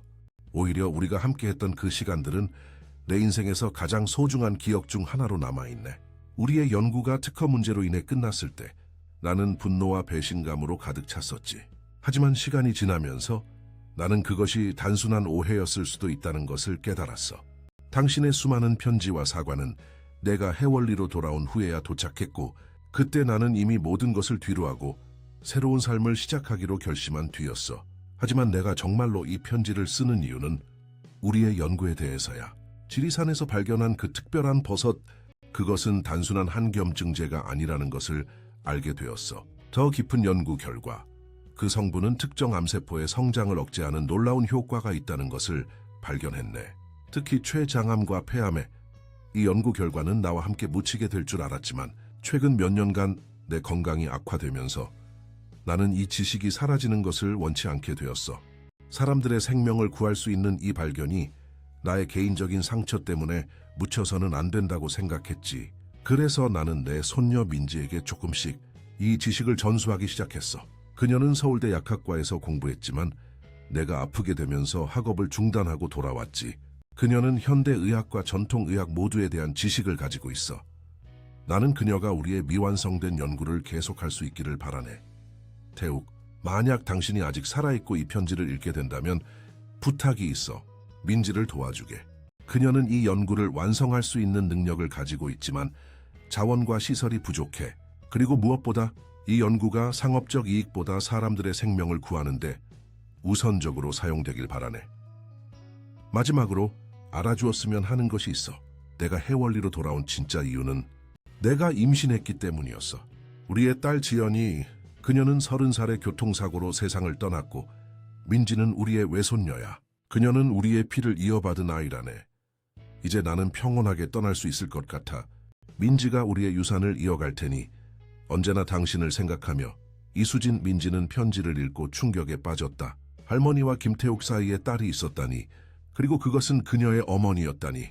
그럼 김재욱은 그녀의 이모부뻘이 되는 것인가? 그녀의 머릿속은 혼란스러웠다. 할머니는 왜 이 사실을 그녀에게 말하지 않았을까? 그리고 이 편지는 왜 김태욱에게 전달되지 않았을까? 민지는 더 많은 단서를 찾기 위해 할머니의 물건들을 계속해서 뒤적였다. 그녀는 오래된 사진첩을 발견했고 거기에는 젊은 시절의 할머니와 한 남자가 함께 찍은 사진들이 있었다. 그 남자는 분명 김태욱이었다. 그리고 더 놀라운 것은 그들 사이에 어린 소녀가 있는 사진도 있었다. 사진 뒷면에는 수진, 태욱, 그리고 우리의 지연, 즉 8쇼라고 쓰여 있었다. 민지는 눈물을 흘리며 사진을 바라보았다. 그녀가 알고 있던 가족의 역사는 완전히 다른 것이었다. 할머니는 항상 그녀의 어머니 지연이 고아원에서 입양한 아이라고 말했었다. 그리고 그녀의 아버지에 대해서는 거의 이야기하지 않았다. 그녀는 이 모든 진실을 재욱에게 알려야 할까? 그는 이미 그의 아버지와 할머니의 관계에 대해 알고 있었지만 이렇게 깊은 연결고리가 있었다는 것은 알지 못할 것이다. 그녀의 고민은 문 두드리는 소리에 중단되었다. 이장 오영철이 찾아온 것이다. 민지야, 마을에 손님이 왔다. 너를 찾고 있어. 누구세요? 민지가 물었다. 킴테크 그룹의 최성호 부회장이라고 하더라. 민지는 놀랐다. 최성호? 재욱이 서울에서 만나러 간 바로 그 사람이 여기 해월리에 온 것이다. 어디 계시죠? 민지가 물었다. 마을 회관에서 기다리고 있어. 민지는 할머니의 편지와 사진을 조심스럽게 가방에 넣고 이장을 따라 마을 회관으로 향했다. 그녀의 마음은 혼란스러웠지만 최성호가 왜 그녀를 만나러 왔는지 알아야 했다. 마을 회관에 도착하자 최성호는 혼자 앉아 차를 마시고 있었다. 그는 민지를 보자 미소를 지으며 일어섰다. 박민지 씨, 다시 만나게 되어 반갑습니다. 민지는 경계하는 표정으로 인사했다. 안녕하세요, 최성호 씨. 무슨 일로 오셨나요? 성호는 다시 자리에 앉으며 민지에게도 앉기를 권했다. 재욱이 당신을 무척 신뢰하는 것 같아서요. 직접 만나 이야기하고 싶었습니다. 재욱 씨는 지금 서울에서 당신을 찾고 있을 텐데요. 민지가 말했다. 성호는 미소를 지었다. 알고 있습니다. 하지만 저는 그보다 먼저 당신을 만나고 싶었어요. 무슨 이야기를 하고 싶으신가요? 성호는 잠시 침묵했다가 입을 열었다. 솔직히 말하자면 저는 재욱이 이 프로젝트에 너무 감정적으로 접근하고 있다고 생각합니다. 그가 여기서 겪은 일은 분명 특별했겠지만 비즈니스는 비즈니스죠. 민지는 눈썹을 찌푸렸다. 그래서요. 그린 파라다이스 프로젝트는 몇 년 전부터 준비해온 중요한 사업입니다. 수많은 투자자들이 관여하고 있고 법적 절차도 모두 완료됐어요. 재욱이 갑자기 이 모든 것을 중단시키면 킴테크 그룹은 엄청난 손해를 볼 수밖에 없습니다. 그럼 우리 마을 사람들은요? 그들의 집과 삶은 어떻게 되나요? 페어스키의 성호는 한숨을 쉬었다. 안타깝지만 발전을 위해서는 희생이 필요한 법입니다. 물론 주민들에게는 적절한 보상이 제공될 거예요. 민지는 분노를 느꼈지만 침착함을 유지하려고 노력했다. 최성호 씨, 제가 알기로 킴테크 그룹의 회장은 김재욱 씨입니다. 그리고 그는 이 프로젝트를 중단하기로 결정했어요. 성호의 표정이 어두워졌다. 맞습니다. 하지만 회장이라도 이사회와 주주들의 지지 없이는 큰 결정을 내릴 수 없어요. 특히 이렇게 중요한 프로젝트를 일방적으로 중단시키는 것은 그럼 왜 저를 만나러 오신 건가요? 성호는 민지의 눈을 바라보았다. 당신이 재욱에게 큰 영향을 미치고 있기 때문입니다. 그가 당신을 매우 신뢰하고 있어요. 아마도 그 이상의 감정도 있을지 모르죠. 민지는 얼굴이 붉어지는 것을 느꼈다. 제 제안을 들어보시겠어요? 성호가 계속했다. 킴테크 그룹은 당신의 할머니의 연구에 큰 관심이 있습니다. 특히 그 관절염 치료제와 항암 효과에 대해서요. 우리는 당신에게 서울의 최고 연구, 시설과 필요한 모든 자원을 제공할 수 있습니다. 그건 재욱 씨도 약속했어요. 맞습니다. 하지만 차이점은 제 제안은 해월리를 포기하는 조건이라는 거죠. 민지의 눈이 커졌다. 뭐라고요? 솔직히 말하자면 성호가 낮은 목소리로 말했다. 그 특별한 버섯은 지리산 전역에서 자라지만 특히 해월리 주변에 집중되어 있어요. 그린 파라다이스 프로젝트의 진짜 목적은 리조트가 아니라 그 버섯을 독점적으로 확보하기 위한 것이었죠. 민지는 충격을 받았다. 그럼 마을 사람들은요? 그들은 새로운 곳으로 이주하게 될 것입니다. 충분한 보상과 함께요. 그리고 당신, 성호는 미소를 지었다. 당신은 이 연구의 책임자가 될 수 있습니다. 당신의 이름으로 특허도 등록하고 로열티도 받을 수 있어요. 당신의 할머니가 꿈꾸던 모든 것을 이룰 수 있죠. 민지는 성호의 제안을 듣고 묵묵히 생각에 잠겼다. 그것은 분명 매력적인 제안이었다. 그녀의 연구를 위한 최고의 환경, 인정받는 과학자로서의 지위 그리고 경제적 안정. 하지만 그 대가는 그녀의 고향, 그녀의 뿌리를 포기하는 것이었다. 제 대답은 아니오입니다. 민지가 단호하게 말했다. 성호는 놀란 표정을 지었다. 아직 충분히 생각하지 않으신 것 같은데요. 이건 일생일대의 기회입니다. 전 이미 결정했어요. 민지가 말했다. 할머니의 연구는 중요합니다. 하지만 그것을 위해 우리 마을 사람들의 삶을 희생시킬 수는 없어요.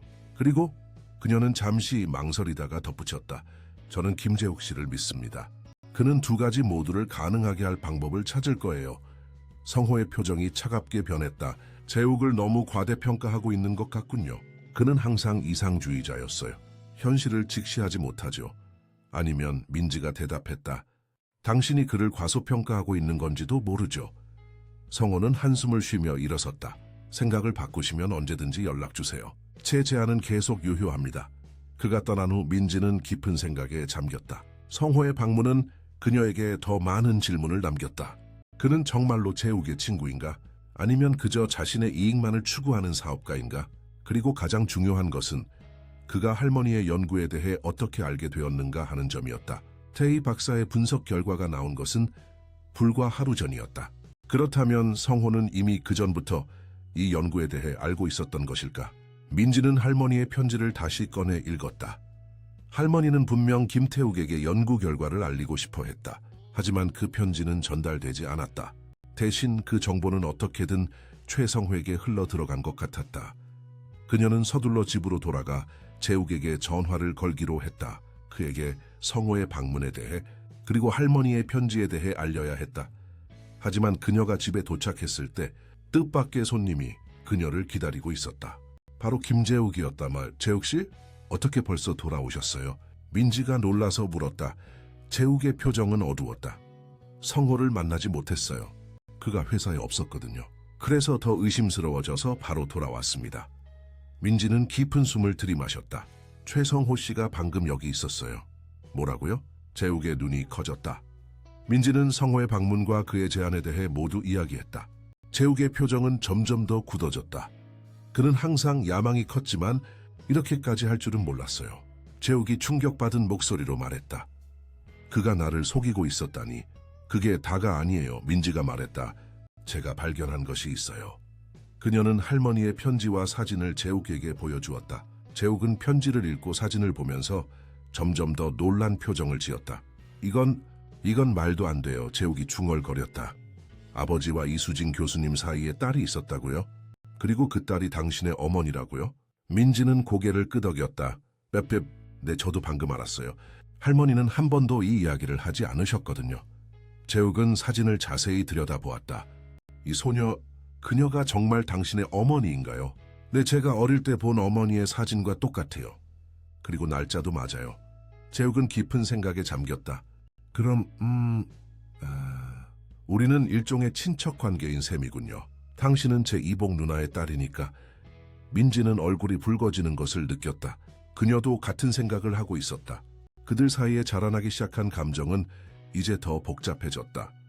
이 편지를 보면 재욱이 계속했다. 할머니는 아버지에게 이 사실을 알리고 싶어 하셨어요. 하지만 왜 이 편지가 전달되지 않았을까요? 민지는 어깨를 으쓱했다. 모르겠어요. 할머니가 보내지 않으셨거나 아니면 누군가가 가로챘을 수도 있겠죠. 재욱이 말을 마쳤다. 그들은 서로를 바라보았다. 같은 생각이 그들의 머릿속을 스쳐 지나갔다. 최성호 두 성호가 이 편지를 가로챘을 가능성이 있을까요? 민지가 물었다. 재욱은 고개를 저었다. 확실하진 않지만 그가 할머니의 연구에 대해 이미 알고 있었다는 것은 분명해요. 그리고 그는 그린 파라다이스 프로젝트를 통해 그 특별한 버섯을 확보하려 했죠. 그럼 이제 어떻게 할 건가요? 재욱은 결연한 표정을 지었다. 우선 할머니의 연구를 보호해야 합니다. 태희 박사에게 연락해서 모든 자료를 안전하게 보관하도록 할게요. 그리고 성호의 행동에 대해 조사할 필요가 있어요. 그때 재욱의 전화가 울렸다. 화면에는 태희 박사라고 표시되어 있었다. 태희 박사, 무슨 일이에요? 재욱이 전화를 받았다. 회장님, 큰일 났습니다. 태희의 다급한 목소리가 들려왔다. 누군가 연구실에 침입해서 박민지 씨의 할머니 연고 샘플과 분석 데이터를 모두 가져갔어요. 재욱과 민지는 충격을 받은 표정으로 서로를 바라보았다. 언제 일어난 일이에요? 재욱이 물었다. 약 2시간 전이요. 제가 잠시 회의에 참석하는 동안 일어났습니다. 돌아와서 보니 모든 것이 사라져 있었어요. CCTV는요? 그냥 모두 고장났어요. 분명 전문가의 소행입니다. 재욱은 분노로 떨며 말했다. 경비를 강화하고 남아있는 모든 자료를 안전한 곳으로 옮기세요. 제가 곧 거기로 가겠습니다. 전화를 끊은 재욱은 민지를 바라보았다. 성호의 소행이 틀림없어요. 그는 연구 데이터를 훔쳐서 자신의 이익을 위해 사용하려고 해요. 민지는 걱정스러운 표정을 지었다. 하지만 완전한 데이터가 없으면 그는 연구를 완성할 수 없을 거예요. 그 특별한 버섯의 정확한 종류와 추출 방법은 할머니의 노트에만 있으니까요. 재욱의 눈이 빛났다. 맞아요. 그래서 그가 해월리에 집착하는 거예요. 그는 이곳에서 그 버섯을 찾아야 해요. 그리고 저에게 연구를 계속하라고 제안한 것도 그 때문이겠군요. 민지가 덧붙였다. 재욱은 결연한 표정으로 일어섰다. 우리는 서둘러야 해요. 성호는 분명 다음 움직임을 준비하고 있을 거예요. 어떻게 할 건가요? 우선 할머니의 연구 노트를 안전하게 보관해야 해요. 그리고 나서 저는 서울로 돌아가 성호를 직접 만나볼게요. 그를 막기 위해서는 공식적인 조치가 필요해요.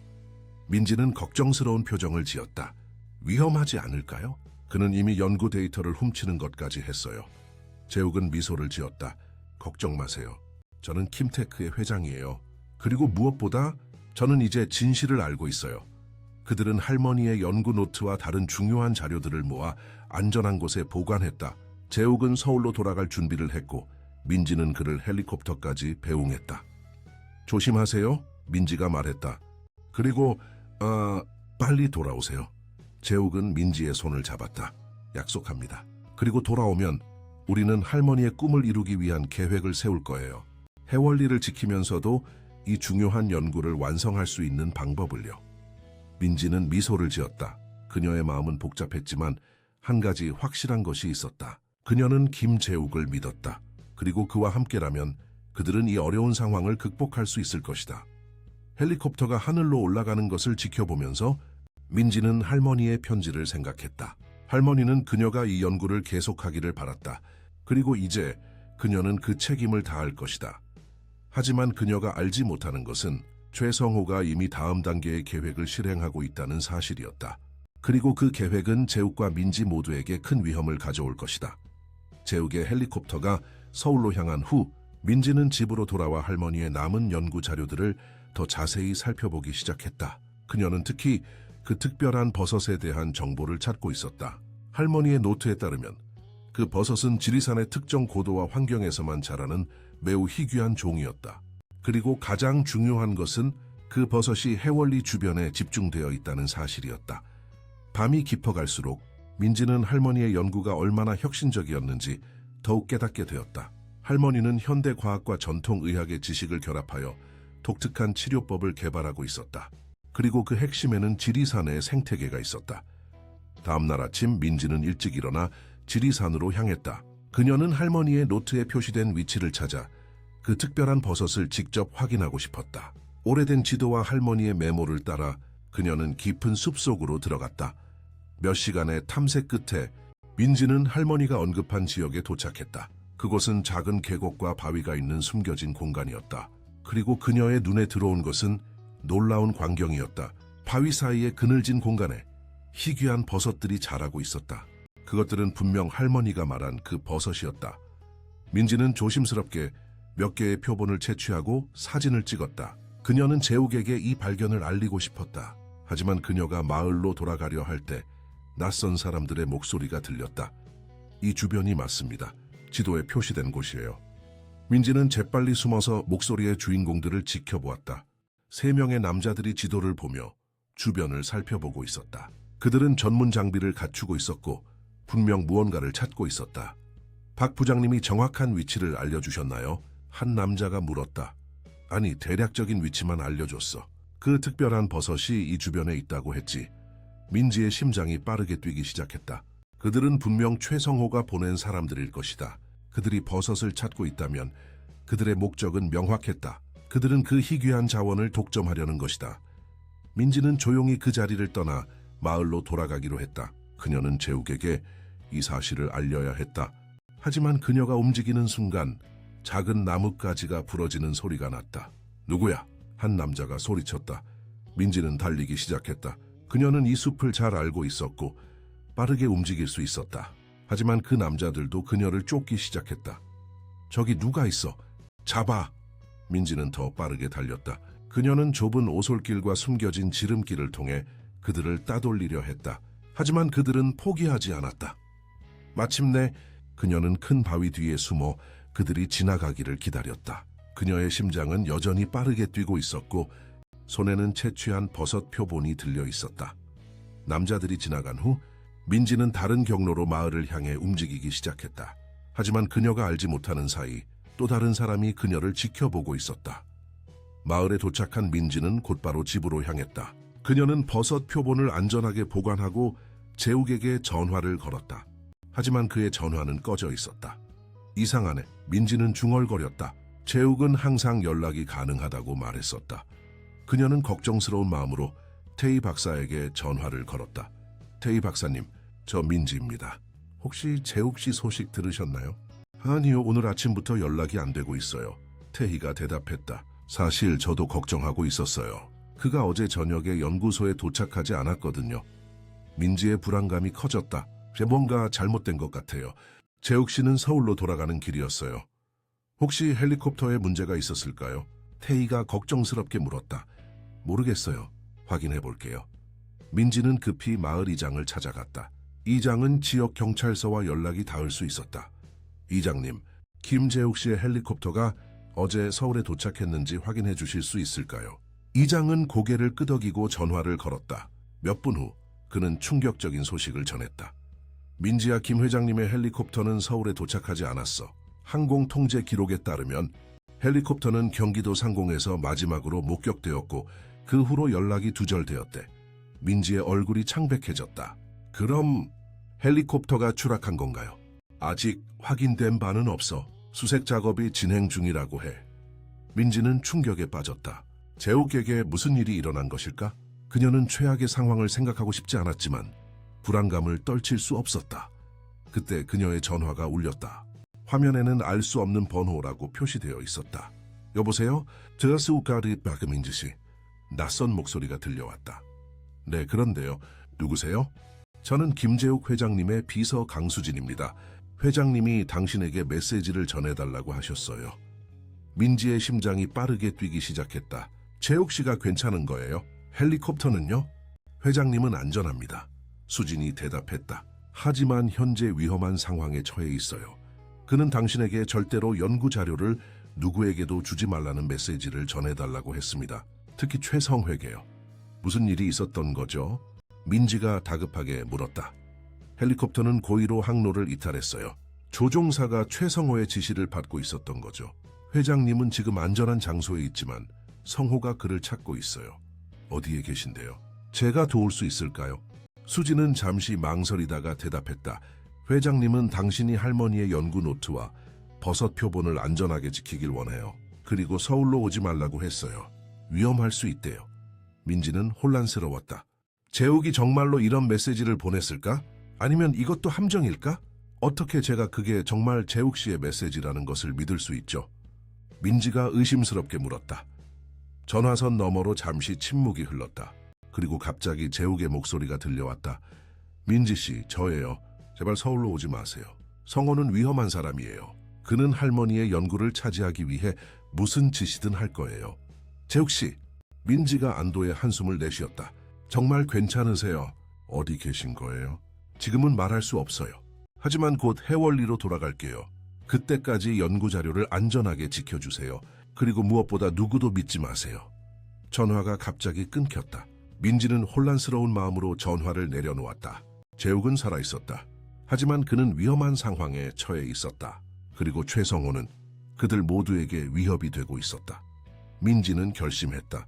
그녀는 재욱의 말대로 연구 자료를 보호할 것이다.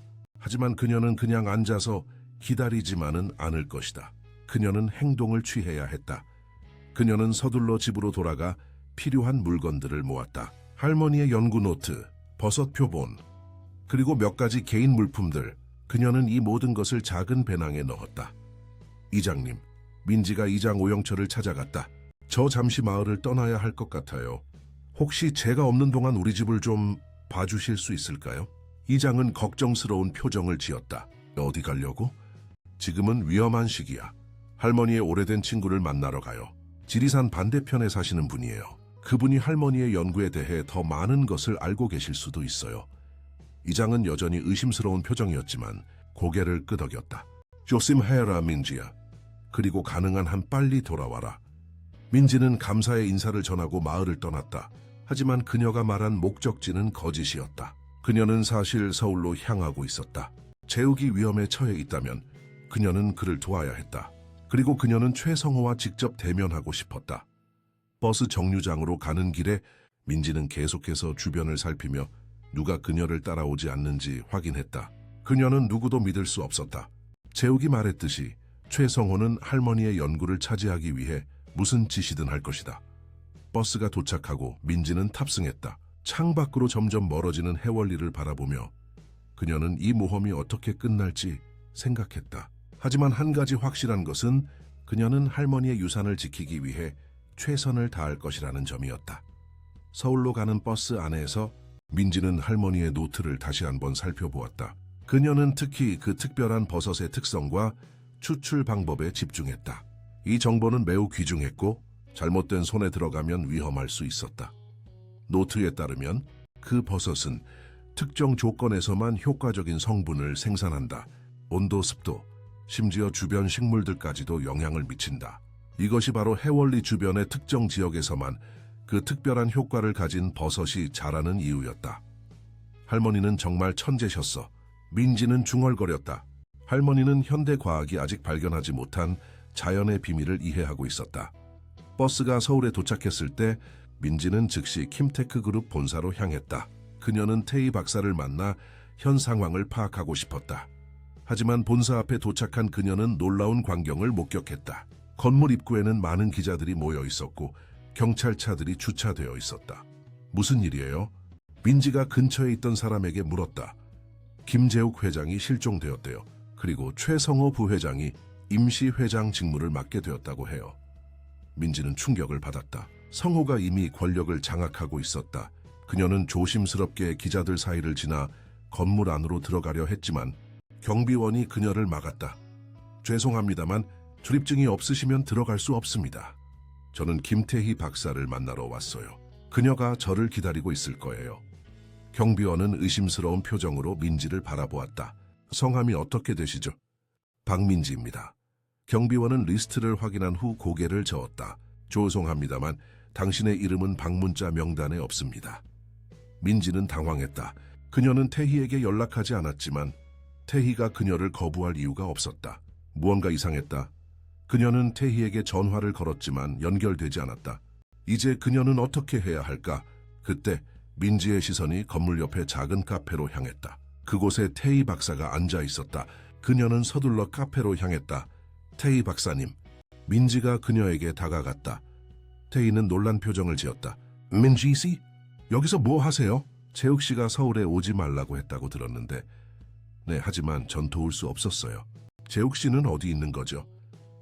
리시 모르나 페이타사. 태희는 주변을 살피며 낮은 목소리로 말했다. 여기서 이야기하는 건 안전하지 않아요. 따라오세요. 그들은 카페를 나와 조용한 공원으로 향했다. 그곳에서 태희는 모든 것을 설명했다. 재욱 씨는 안전해요. 그는 숨어 있어요. 하지만 성호가 모든 것을 장악했어요. 그는 재욱이 정신적 스트레스로 인해 일시적으로 직무를 수행할 수 없다고 이사회를 설득했어요. 그게 가능한가요? 킴테크의 규정상 회장이 직무를 수행할 수 없을 경우 부회장이 임시로 그 자리를 맡을 수 있어요. 성호는 의사들을 매수해 재욱의 정신 상태에 대한 거짓 진단서를 제출했어요. 민지는 분노를 느꼈다. 어떻게 그럴 수가? 그리고 아무도 의심하지 않나요? 많은 사람들이 의심하고 있어요. 하지만 성호는 강력한 영향력을 가지고 있고 많은 이사들이 그의 편이에요. 그들은 그린 파라다이스 프로젝트를 통해 큰 이익을 얻을 수 있으니까요. 재욱 씨는 지금 어디 있어요? 태희는 망설였다. 그건 말할 수 없어요. 안전을 위해서요. 하지만 그는 당신에게 메시지를 전해달라고 했어요. 무슨 메시지요? 이수진 교수님의 연구 노트에 있는 비밀 코드를 찾으라고요. 그것이 모든 것의 열쇠라고 해요. 민지는 혼란스러웠다. 비밀 코드요? 어떤 코드를 말하는 거죠? 그는 자세히 설명하지 않았어요. 하지만 그것이 할머니의 연구와 킴테크 그룹 그리고 그린 파라다이스 프로젝트의 진실을 밝힐 열쇠라고 했어요. 민지는 생각에 잠겼다. 할머니의 노트에는 수많은 메모와 기호들이 있었다. 그 중에 비밀 코드가 있을까? 박사님, 제가 할머니의 연구를 계속하려면 어떤 시설이 필요할까요? 태희는 잠시 생각하다가 대답했다. 기본적인 분석을 위해서는 화학 실험실이 필요해요. 하지만 더 깊은 연구를 위해서는 고급 장비들이 필요하죠. 킴테크 연구소 말고 다른 곳은 없을까요? 태희의 눈이 빛났다. 제2의 스승인 김도현 교수님이 서울대학교에 작은 연구실을 가지고 계세요. 그분은 재욱 씨의 지원으로 연구를 진행하고 있어요. 아마도 그곳을 사용할 수 있을 거예요. 민지는 미소를 지었다. 그럼 그분을 만나러 갈 수 있을까요? 물론이죠. 제가 연락해 볼게요. 그들이 공원을 나서려 할 때 민지는 낯선 남자가 그들을 지켜보고 있는 것을 발견했다. 그녀는 즉시 태희에게 알렸다. 누군가 우리를 지켜보고 있어요. 태희는 긴장한 표정으로 주변을 살폈다. 성호의 사람일 수도 있어요. 우리는 서둘러야 해요. 그들은 빠르게 공원을 떠나 택시를 잡았다. 그러나 차에 타자마자 민지는 뒤에서 검은 차가 그들을 따라오는 것을 발견했다. 우리를 따라오고 있어요. 민지가 말했다. 태희는 택시 기사에게 말했다. 기사님, 우리를 따라오는 차가 있어요. 좀 빨리 가주실 수 있을까요? 택시 기사는 백미러로 상황을 확인하고 고개를 끄덕였다. 그는 속도를 높이고 좁은 골목길로 들어갔다. 몇 번의 급격한 방향 전환 후 그들은 마침내 추격자를 따돌릴 수 있었다. 서울대학교로 가주세요. 태희가 기사에게 말했다. 도착한 후 그들은 곧바로 김도현 교수의 연구실로 향했다. 도현 교수는 60대의 온화한 표정의 노인이었다. 그는 태희와 민지를 반갑게 맞이했다. 태희가 전화로 상황을 간략히 설명해 주었네. 도현 교수가 말했다. 이수진 교수의 손녀를 만나게 되어 영광이요. 당신의 할머니는 놀라운 과학자였어요. 민지는 놀랐다. 교수님께서 할머니를 아셨나요? 도현은 미소를 지었다. 물론이지. 우리는 같은 시기에 서울대에서 연구했어요. 그녀가 갑자기 학계를 떠났을 때 모두가 큰 손실이라고 생각했죠. 민지는 할머니의 노트를 꺼냈다. 교수님, 이 노트에서 어떤 비밀 코드를 찾아야 해요. 하지만 무엇을 찾아야 하는지 모르겠어요. 도현은 노트를 받아 살펴보기 시작했다. 그의 눈은 페이지를 빠르게 훑었고 때때로 멈춰서 특정 부분을 자세히 살펴보았다. 흥미롭군. 그가 중얼거렸다. 수진은 항상 자신만의 기호 체계를 사용했어요. 우리는 그것을 수진 코드라고 불렀죠. 그게 뭔가요? 민지가 물었다. 그녀는 중요한 발견이나 비밀스러운 정보를 기록할 때 특별한 기호와 숫자를 사용했어요. 그것은 일종의 암호였죠. 아주 간단하면서도 효과적인. 도현은 계속해서 노트를 살펴보다가 갑자기 멈췄다. 여기 있군! 그는 특정 페이지를 가리켰다. 그곳에는 이상한 기호들과 숫자가 빽빽하게 적혀 있었다. 이건 좌표예요, 도현이 설명했다. 지리산의 특정 위치를 가리키는 것 같아요. 그리고 이 숫자들은 날짜? 아니, 금고 번호일 수도 있겠군. 민지와 태희는 도현의 해석을 주의 깊게 들었다. 이 코드에 따르면 도현이 계속했다. 중요한 무언가가 지리산의 이 위치에 있어요. 그리고 이 번호는 아마도 그것에 접근하기 위한 코드일 거예요. 민지는 흥분했다. 그럼 우리는 지리산으로 돌아가야 해요. 하지만 그 전에 도현이 말했다.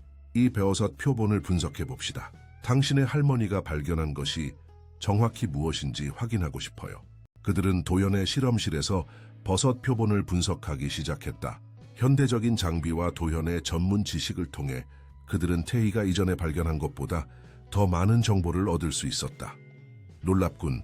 도현이 현미경에서 눈을 떼며 말했다. 이 배어섯은 정말 특별해요. 그것은 특정 화합물을 생산하는데 이 화합물은 암세포의 성장을 억제할 뿐만 아니라 건강한 세포의 재생을 촉진하는 효과도 있어요. 그것이 할머니의 관절염 치료제가 그렇게 효과적이었던 이유인가요? 민지가 물었다. 정확해요. 도현이 고개를 끄덕였다. 그리고 이런 특성을 가진 생물은 전 세계적으로도 매우 희귀해요. 이것은 의학계에 혁명을 일으킬 수 있는 발견이에요. 태희는 걱정스러운 표정을 지었다. 하지만 이런 발견이 잘못된 손에 들어가면 위험할 수도 있어요. 그들이 지리산의 생태계를 파괴하고 이 버섯을 독점적으로 수확하려 할 수도 있죠. 그래서 할머니가 이 연구를 비밀로 유지했던 거예요. 민지가 깨달았다. 그녀는 이 지식이 상업적 이익보다 사람들의 건강을 위해 사용되길 원했던 거죠.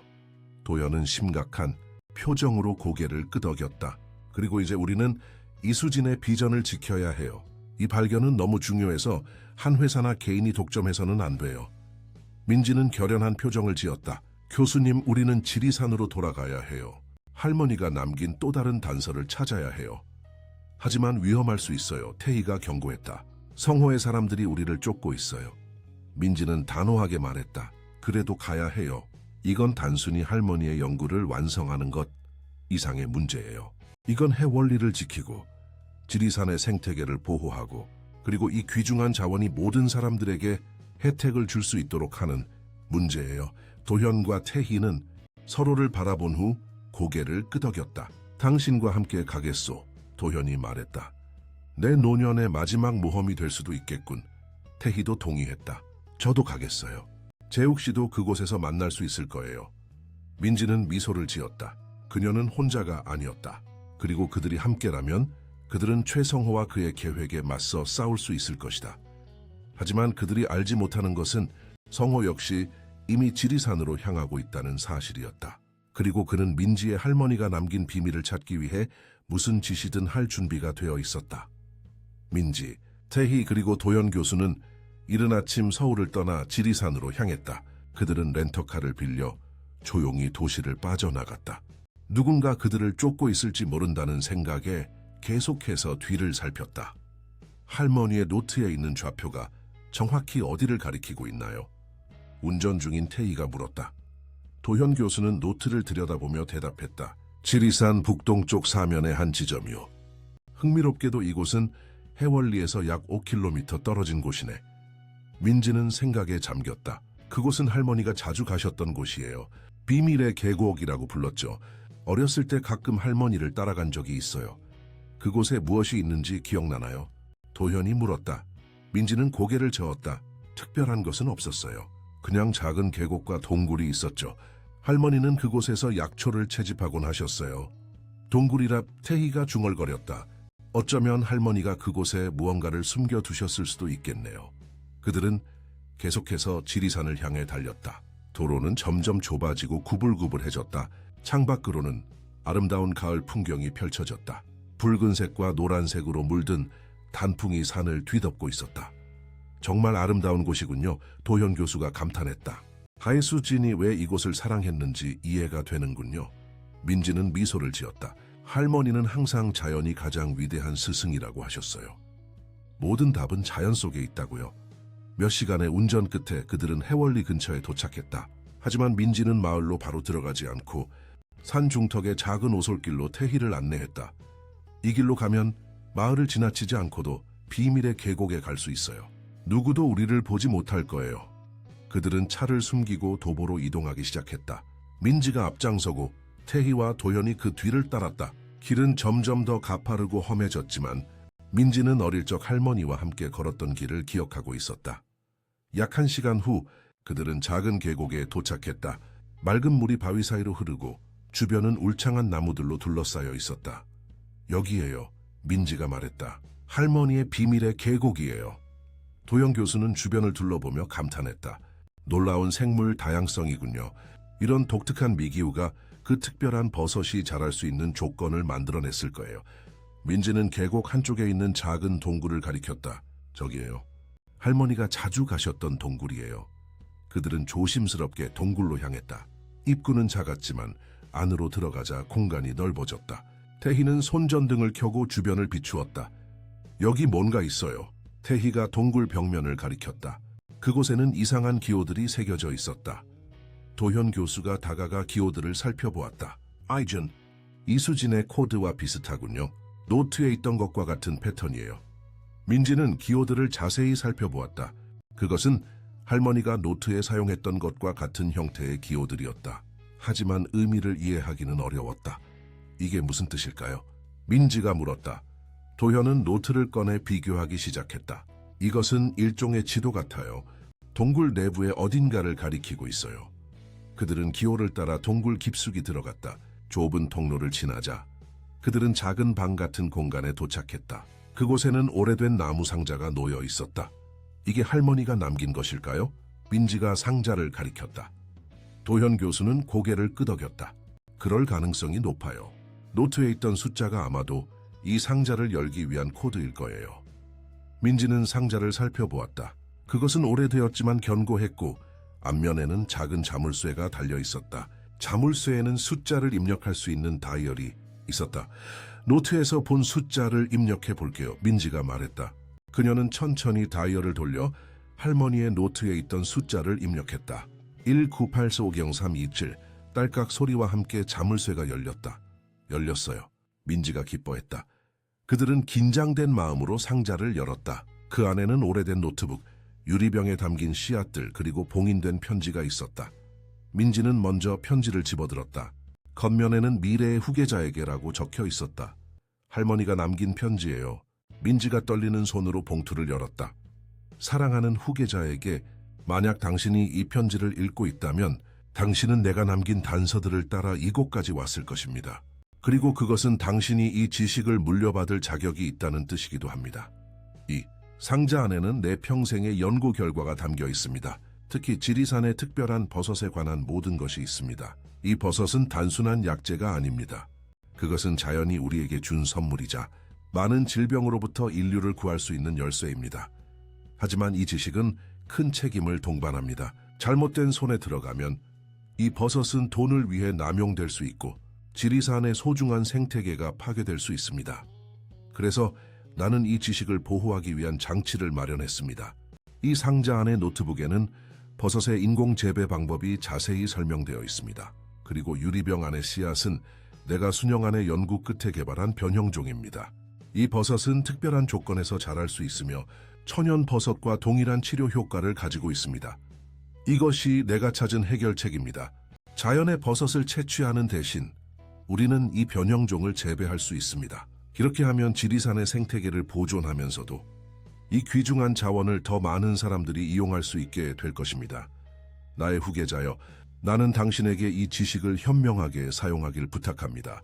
이것은 한 개인이나 기업의 이익을 위한 것이 아니라 모든 인류의 건강과 행복을 위한 것입니다.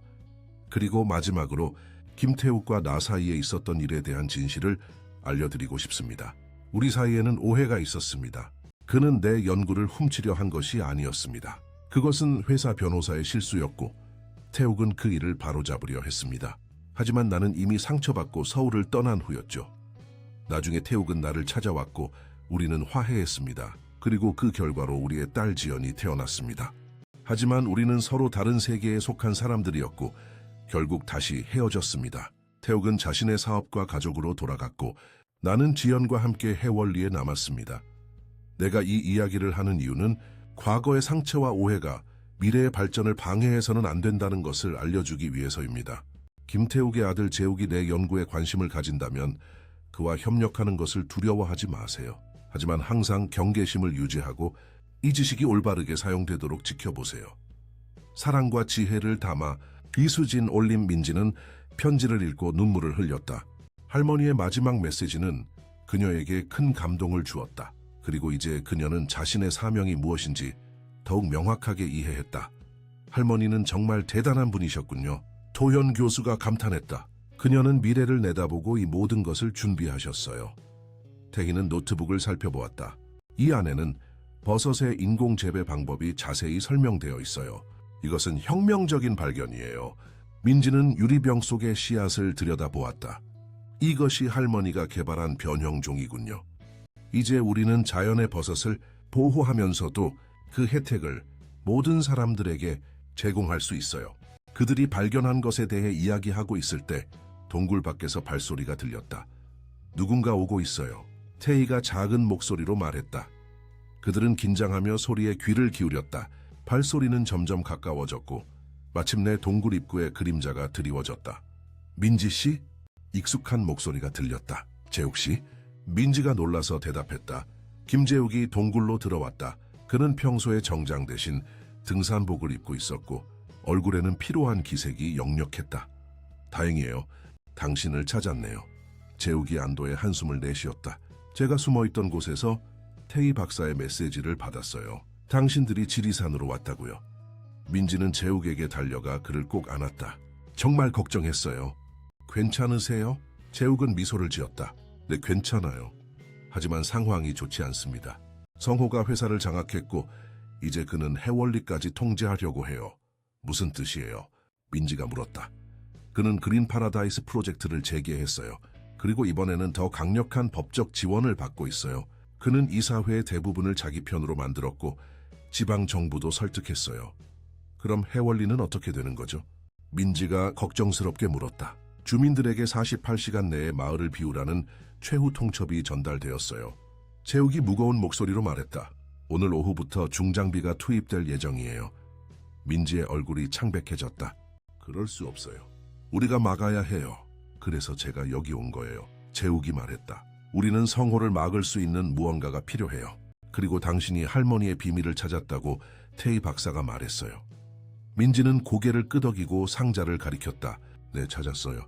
할머니가 남긴 모든 것이 여기 있어요. 그녀는 재욱에게 할머니의 편지와 노트북 그리고 씨앗에 대해 설명했다. 재욱은 모든 것을 귀에 깊게 들었고 점점 밝아지는 표정을 지었다. 이건 정말 놀라운 발견이에요. 재욱이 기뻐했다. 이것으로 우리는 성호를 막을 수 있어요. 그가 원하는 것은 버섯의 독점적인 소유권이잖아요. 하지만 이제 우리는 그것을 인공적으로 재배할 수 있는 방법을 알게 되었어요. 하지만 그것만으로 충분할까요? 태희가 의문을 제기했다. 성호는 이미 많은 권력을 쥐고 있어요. 재욱은 결연한 표정을 지었다. 충분하지 않을 수도 있어요. 하지만 우리에게는 또 다른 무기가 있어요. 진실이죠. 그는 주머니에서 작은 녹음기를 꺼냈다. 이건 성호와 제가 나눈 마지막 대화의 녹음본이에요. 여기서 그는 자신이 저를 제거하고 회사를 장악하기 위해 어떤 불법적인 일을 했는지 실수로 말해버렸죠. 이 증거가 있으면 우리는 그를 법적으로 막을 수 있어요. 그럼 어서 행동해야 해요. 민지가 재촉했다. 해월리를 구하기 위해서요. 그들은 서둘러 동굴을 나와 해월리로 향했다. 민지는 할머니의 상자를 조심스럽게 가지고 갔다. 그 안에는 미래를 바꿀 수 있는 비밀이 담겨 있었다. 해월리에 도착했을 때 마을은 이미 긴장감으로 가득 차 있었다. 주민들은 집 앞에 모여 걱정스러운 표정으로 이야기를 나누고 있었고 마을 입구에는 몇 대의 중장비가 대기하고 있었다. 민지와 재욱, 태희, 도현은 마을 회관으로 향했다. 그곳에서 그들은 최성호와 마주쳤다. 그는 몇몇 사업가들과 함께 서 있었다. 재욱, 성호가 놀란 표정으로 말했다. 여기서 뭐 하는 거야? 넌 정신적 휴식이 필요하다고 들었는데. 재욱은 냉정한 표정으로 대답했다. 그만둬, 성호야. 이제 모든 것을 알고 있어. 내가 나를 배신하고 회사를 장악하고 이 마을을 파괴하려는 계획까지. 성호는 웃음을 지었다. 재욱아, 넌 항상 너무 감정적이었어. 이건 비즈니스야. 이 버섯이 얼마나 가치 있는지 알고 있잖아. 우리는 이것으로 킴테크를 세계적인 제약회사로 만들 수 있어. 사람들의 집을 빼앗고 자연을 파괴하면서. 민지가 끼어들었다.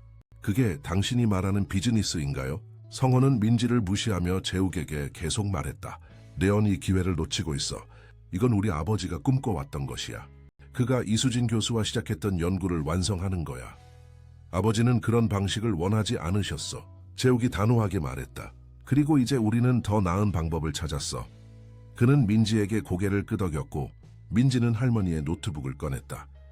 여기 버섯을 인공적으로 재배하는 방법이 있어요. 민지가 설명했다. 우리는 자연을 파괴하지 않고도 이 귀중한 자원을 얻을 수 있어요. 성호의 눈이 커졌다. 그게 진짜라면 그건 나에게 주어야 해. 킴테크가 그 기술을 개발해야 해. 아니, 재욱이 말했다. 이 지식은 민지의 할머니가 남긴 것이고 그녀의 뜻에 따라 사용될 거야. 이건 한 회사의 이익이 아니라 모든 사람의 건강을 위한 것이야. 성호의 표정이 분노로 일그러졌다. 레온 정말 바보야, 재욱아. 이런 기회를 놓칠 수는 없어. 그는 갑자기 민지에게 달려들어 노트북을 빼앗으려 했다. 하지만 재욱이 재빨리 그를 막아섰다. 그만둬, 성호야. 재욱이 소리쳤다. 이제 끝이야. 그는 녹음기를 꺼내 재생 버튼을 눌렀다. 성호의 목소리가 회관 안에 울려 퍼졌다. 재욱이 영원히 돌아오지 못하게 할 거야. 헬리콥터 조종사는 이미 매수됐어. 그가 사라지면 나는 회사를 장악할 수 있어. 그리고 그 해월리는 완전히 파괴될 거야. 그 땅 아래에 있는 모든 버섯을 캐내기 위해서. 녹음이 끝나자 회관안은 충격적인 침묵에 휩싸였다. 성호의 얼굴은 창백해졌다. 이건 조작된 거야. 그가 항변했다. 이츠 아니야. 성호 재욱이 슬픈 표정으로 말했다. 이건 진실이야. 그리고 이미 경찰과 검찰에도 전달됐어. 마치 그 말을 증명하듯 회관 문이 열리고 경찰들이 들어왔다. 최성호 씨, 당신을 살인 미수, 기업 사기, 그리고 토지 불법 취득 혐의로 체포합니다. 경찰 책임자가 말했다. 성호는 충격받은 표정으로 주변을 둘러보았다. 그의 계획은 완전히 무너져 내렸다. 이럴 순 없어. 그가 중얼거렸다. 경찰이 성호를 연행해 나갈 때 마을 사람들은 환호성을 질렀다. 그들의 마을은 구해진 것이다. 재욱은 민지에게 다가가 그녀의 손을 잡았다. 당신과 할머니 덕분에 해월리가 구해졌어요. 그리고 이제 우리는 할머니의 비전을 실현할 수 있어요. 민지는 미소를 지었다. 함께요. 몇 주 후 해월리는 크게 변화했다. 그린 파라다이스 프로젝트는 공식적으로 취소되었고 대신 김테크 그룹은 마을에 이수진 전통의학연구센터를 설립하기 시작했다. 재욱은 김테크 그룹의 회장, 자리로 복귀했고 이사회는 그의 새로운 비전을 지지했다. 민지의 할머니가 남긴 버섯 인공 재배 기술은 성공적으로 개발되었고 그 결과물은 많은 사람들에게 희망을 주었다. 연구센터는 전통의학과 현대과학의 융합을 추구했다. 태희 박사와 도연 교수는 연구팀을 이끌었고 민지는 전통 약초 부문의 책임자가 되었다. 해월리 주민들은 자신들의 집을 지킬 수 있었을 뿐만 아니라 새로운 일자리와 기회를 얻게 되었다. 젊은이들이 마을로 돌아오기 시작했고 전통 문화는 보존되면서도 새로운 발전을 이루었다. 그리고 민지와 재욱 사이의 관계도 깊어졌다. 처음에는 혈연 관계에 대한 혼란이 있었지만 할머니의 편지에서 진실이 밝혀졌다. 그들은 실제로 혈연 관계가 아니었다. 민지의 생물학적 아버지는 할머니가 재혼한 남자였던 것이다. 가을이 겨울로 바뀌어갈 무렵 민지와 재욱은 지리산의 정상에 서 있었다. 그들 아래로는 해월리와 새롭게 건설 중인 연구센터가 보였다. 할머니가 보고 계시다면 기뻐하실 것 같아요. 민지가 말했다. 재욱은 그녀의 손을 잡았다. 그리고 내 아버지도요. 그들은 함께 꿈꾸었던 것을 우리가 이루어가고 있으니까요. 앞으로 할 일이 많아요. 민지가 말했다. 하지만 우리가 함께라면 해낼 수 있을 거예요. 재욱은 민지를 바라보며 미소 지었다. 네 함께라면 모든 것이 가능해요. 그들은 서로를 바라보며 천천히 가까워졌다. 그리고 지리산의 아름다운 풍경을 배경으로 그들은 처음으로 입을 맞추었다. 겨울이 지나고 봄이 왔을 때 해월리는 완전히 새로운 모습으로 변화해 있었다. 이수진 전통의학연구센터는 공식적으로 개관했고 세계 각국에서 연구자들이 방문하기 시작했다. 민지와 재욱이 개발한 관절염 치료제는 임상시험에서 놀라운 효과를 보였고 곧 시장에 출시될 예정이었다. 그리고 그들의 항암 연구도 희망적인 결과를 보이고 있었다. 마을 사람들은 전통 지식과 현대 과학의 조화를 통해 새로운 번영을 이루어가고 있었다. 해월리는 이제 한국에서 가장 혁신적인 의학 연구의 중심지로 알려지게 되었다. 그리고 무엇보다 지리산의 자연은 그대로 보존되었다. 할머니가 그토록 사랑했던 숲과 계곡, 그리고 그 특별한 버섯들은 앞으로도 오랫동안 존재할 것이다. 민지와 재욱은 연구센터 옆에 작은 집을 지었다. 그들은 함께 할머니의 유산을 지키고 발전시키며 더 많은 사람들에게 희망을 전하기로 약속했다. 그리고 때때로 조용한 밤에 지리산을 바라보며 그들은 할머니와 재욱의 아버지가 그들을 지켜보고 있다고 느꼈다. 과거의 상처와 오해를 넘어 새로운 미래를 향해 나아가는 그들의 모습을 핌다 히스토리아 친애하는 여러분, 민지와 재욱의 이야기가 여러분의 마음을 감동시켰기를 바랍니다. 지리산의 아름다운 자연과 전통의학의 지혜, 그리고 진정한 사랑의 힘을 담은 이 이야기는 우리에게 많은 것을 생각하게 합니다. 이와 같은 감동적인 이야기를 더 듣고 싶으시다면 왼쪽에 있는 링크를 클릭하여 특별히 준비된 이야기 모음을 확인해 보세요. 우리 채널을 구독하고 영상에 좋아요를 눌러주시면 매일 새로운 감동적인 이야기로 찾아뵙겠습니다. 인생의 복잡함과 아름다움을 탐구하는 더 많은 이야기를 놓치지 마세요. 여러분의 소중한 의견을 댓글로 남겨주시기 바랍니다. 함께해 주셔서 감사합니다.